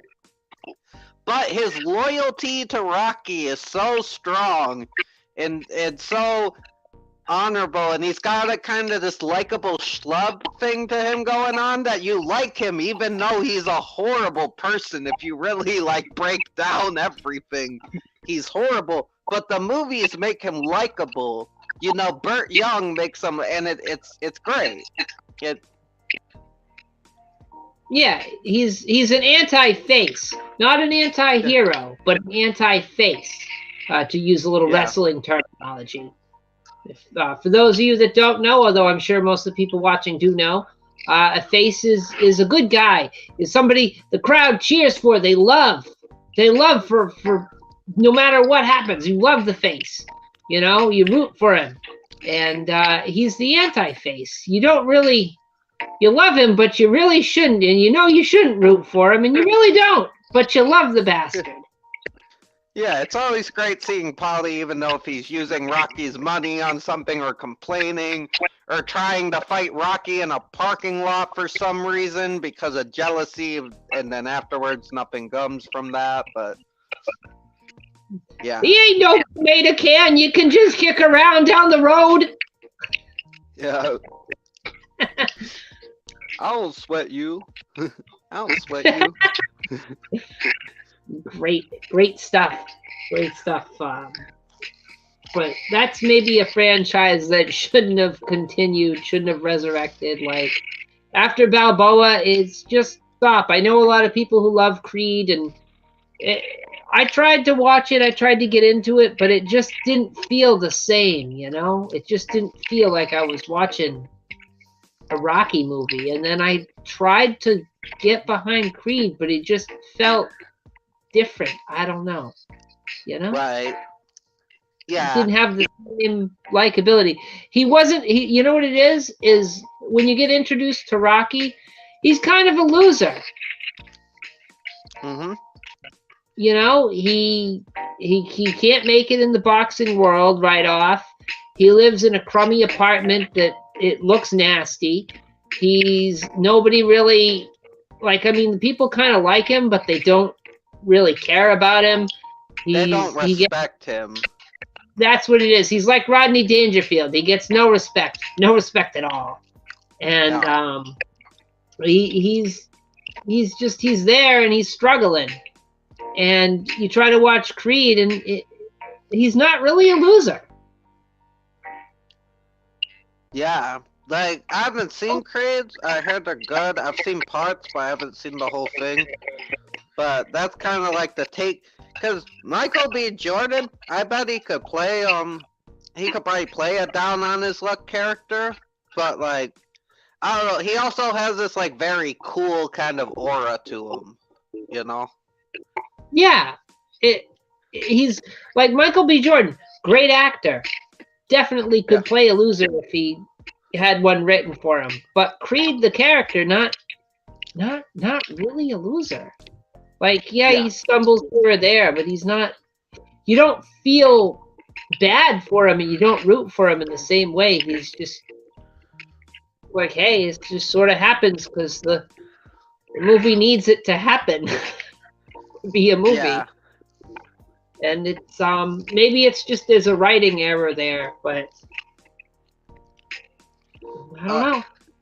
I actually got a good question because for you since they just released a new cut of Rocky 4 and stuff, like, do you consider like new cuts of a movie being released years after like kind of like a different type of reboot, or how do you feel about that? Just these secret cuts that people have lying around just random, because that seems to be more popular now. I mean, Blade Runner did it, but now it seems like every movie has a secret cut or like a new cut always being dropped. If making a sequel or a prequel out of nowhere years after the fact, or kind of doing a weird spin-off years after the fact is a resurrection, then doing a new cut is sort of a resuscitation. You know, they've got the paddles, they're yelling clear, and they're shocking the film to kind of get some light. They're just clear to us, come on. Right. So I mean, it you know, it's they're trying to make it work. They're trying to generate more interest in it by releasing these cuts. Is it a bad thing? I don't think so. It adds to it. I mean, if you're a big fan of a film and there's another cut of it, you kind of want to see it. I haven't personally seen I haven't seen the cut in its entirety. I've seen all the scenes that were cut back into it, but there's the producer's cut of Halloween 6, where they stop Michael Myers with the magical runes, and it's a very different film after they do they have that cut. And do I kind of want to see it in its entirety? Yeah, I kind of do. I've seen both cuts, and uncontroversial opinion, I like the producer's cut better than the original cut.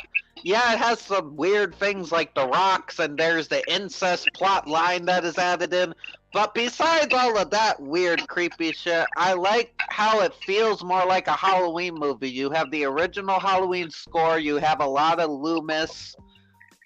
Like, I just like I just like those parts better than the original, and they don't have that weird flashing thing they were doing. I hate that flashing thing in part 6. It felt very out of place and annoying. Yeah, it was a strange choice to make. Yeah.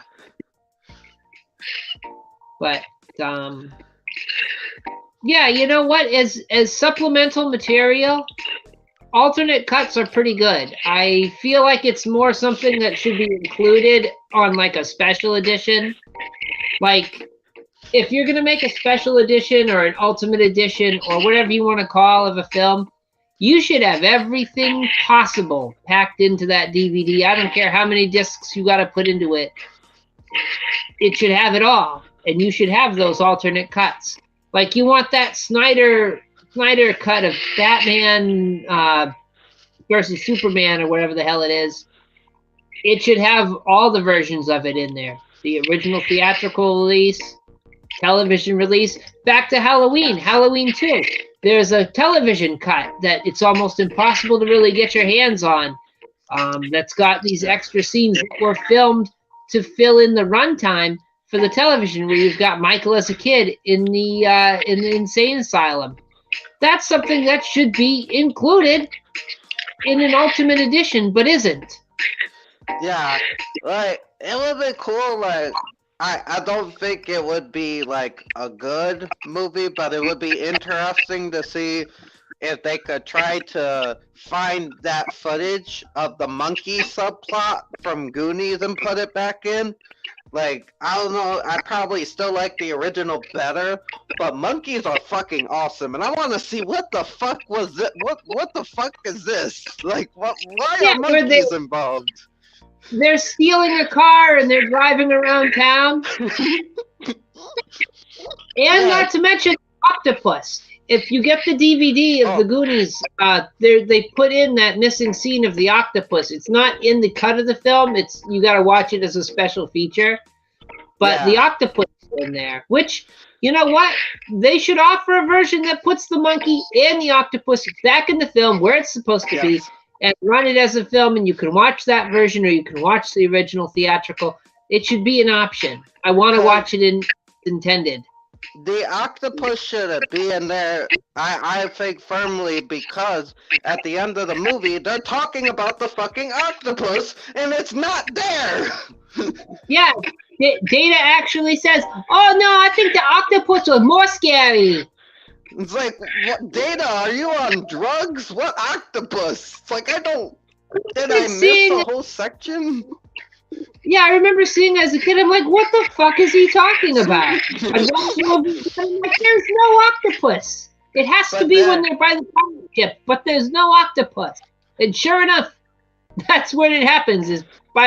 There's two scenes I thought it had to be in. It either had to be around the pirate ship, or it had to be that scene where they're slipping on the oil on the log, and they smash their nuts on the log, the Fratellis, and the water comes right over them. Like, all right, the octopus has got to be in that scene or the pirate ship. So I'd watch it over again, and there'd be no damn octopus. And I'm like, it has to be here. He mentions it. Where is this octopus? Am I going crazy? Yeah, and then to make matters worse, you see the Cyndi Lauper music video, the two-parter, which is a two-parter, and the second part, the octopus is there, and it's like, wait, what? There's the octopus. Was Data misremembering from the music video to the movie? Like, what? Yeah, it's like we've gotten our music video and our movie cropped. And he's mentioning the wrong thing, and they didn't cut it out. Yeah. Jaws. There's an alternate version that aired on some TV stations where they cut in some of the deleted scenes, like Quint buying the piano wire. Why is that not in the film? Why can't we have a cut where that's put back in? I know it was cut for time, but on the DVD. Why not? Give us a new way to experience the film. It's a classic. Oh, yeah, I'm like, and as long as you keep the original available so people don't like the pacing of the added scenes, you know, like, you know, like at least keep the original available. But yeah, you should include different versions. You know, if people are spending like hundreds of dollars on these new editions, make them worth their while. Hey, Brian. Brian brings up a good point. They do that with trailers too. Yeah. Oh, and Matt, you should definitely watch Firefly. Oh, my bad, Ethel. Nope, I was just reading what Brian was mentioning. Well, yeah, oh no, definitely watch Firefly. Oh, they were talking about bringing Firefly back.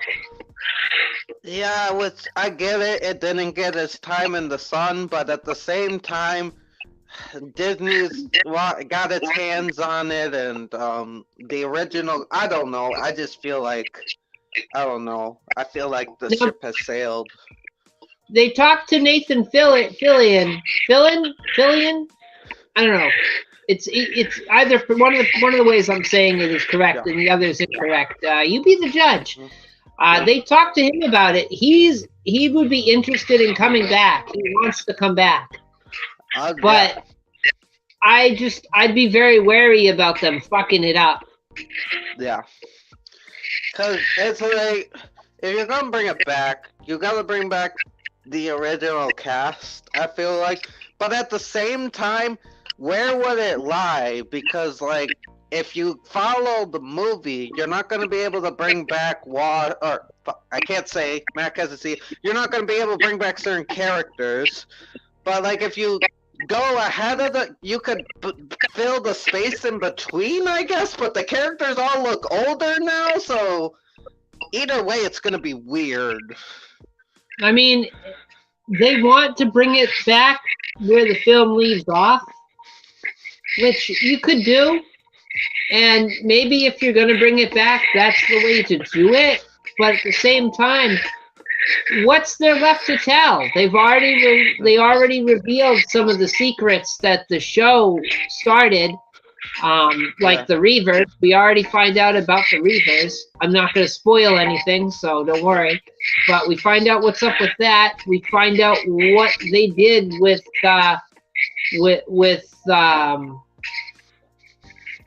River.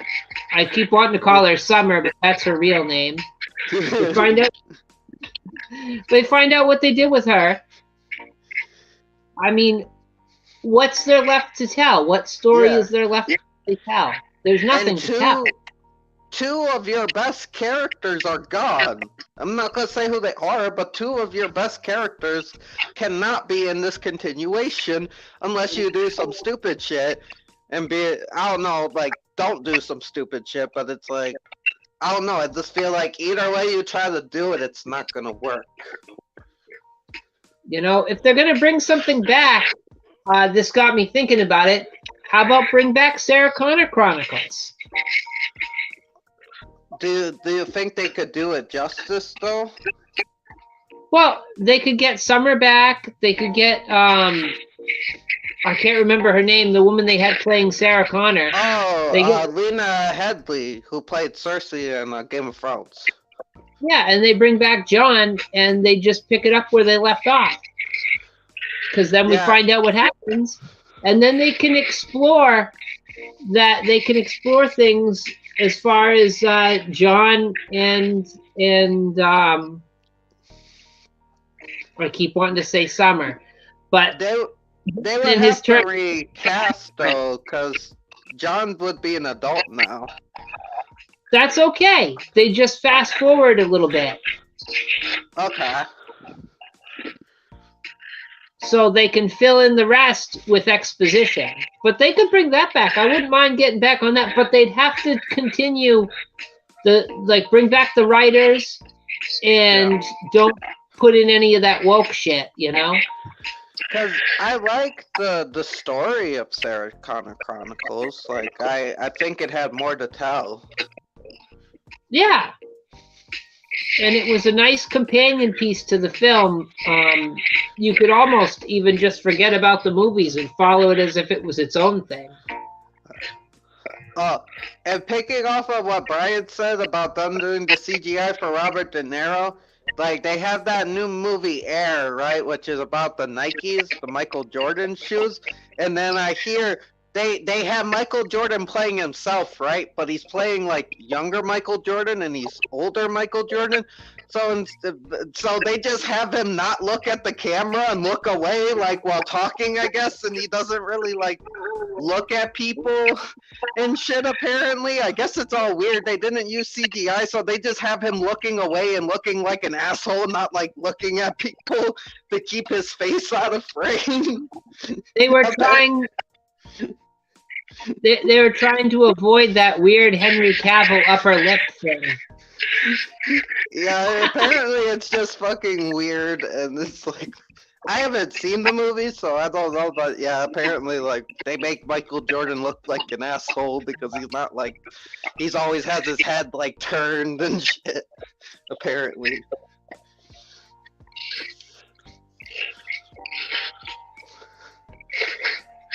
So I don't know, there's that. See what like there's any number of things they could resurrect, they could bring back. But it has to be handled correctly. And all too often we've seen things mishandled. We've seen things done poorly. We've seen awkward political and social messages forced into the narrative that really doesn't need to be there. Just make the story. Don't lecture your viewers. Make the movie. Make the show.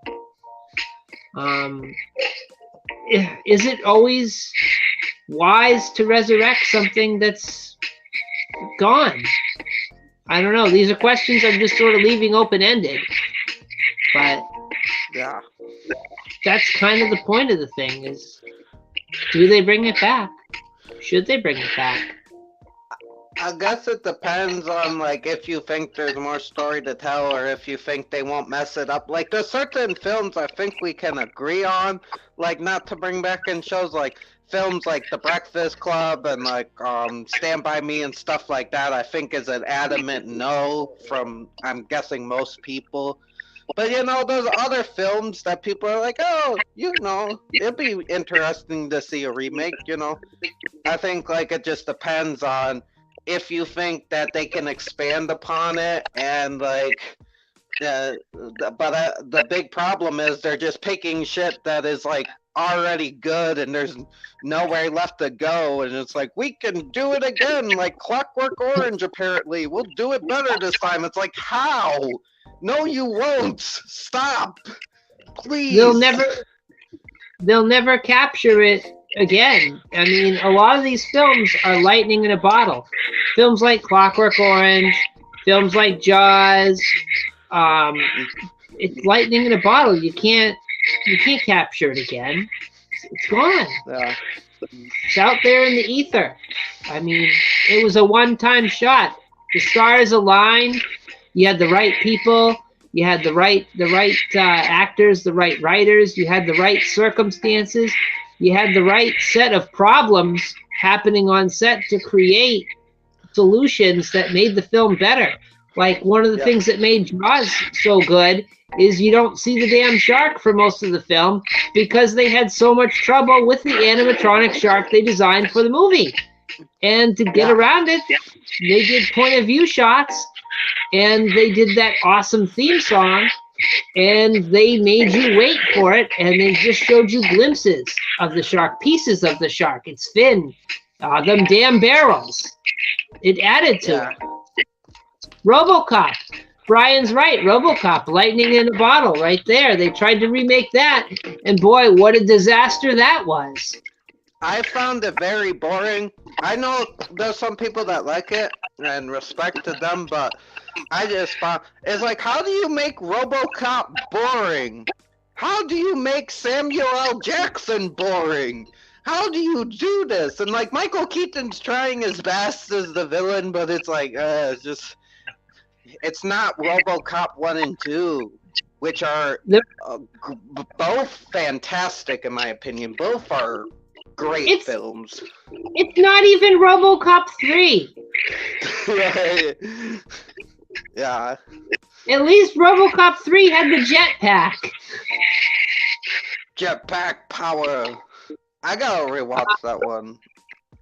So to sum it up, the RoboCop remake, I wouldn't buy that for $1. Yeah. And also, I know that some people like this remake too, but the Total Recall movie remake was boring too. I don't like that one. No offense to y'all that like it. Unnecessary as well. Why does it exist? It doesn't need to. Yeah.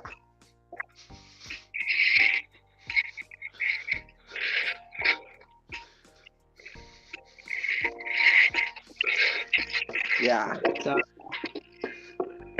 I don't know. Like, this seems to be the way things are, and us, the viewers, the film fanatics, film aficionados, television junkies alike, we're sort of like guinea pigs in this strange experiment of reanimating the corpses of beloved franchises and films, and sometimes it works on very rare occasions, but usually it just ends up as a gory disaster. A dismembering corpse shambling around trying to eat our brains and take our wallets. Yeah.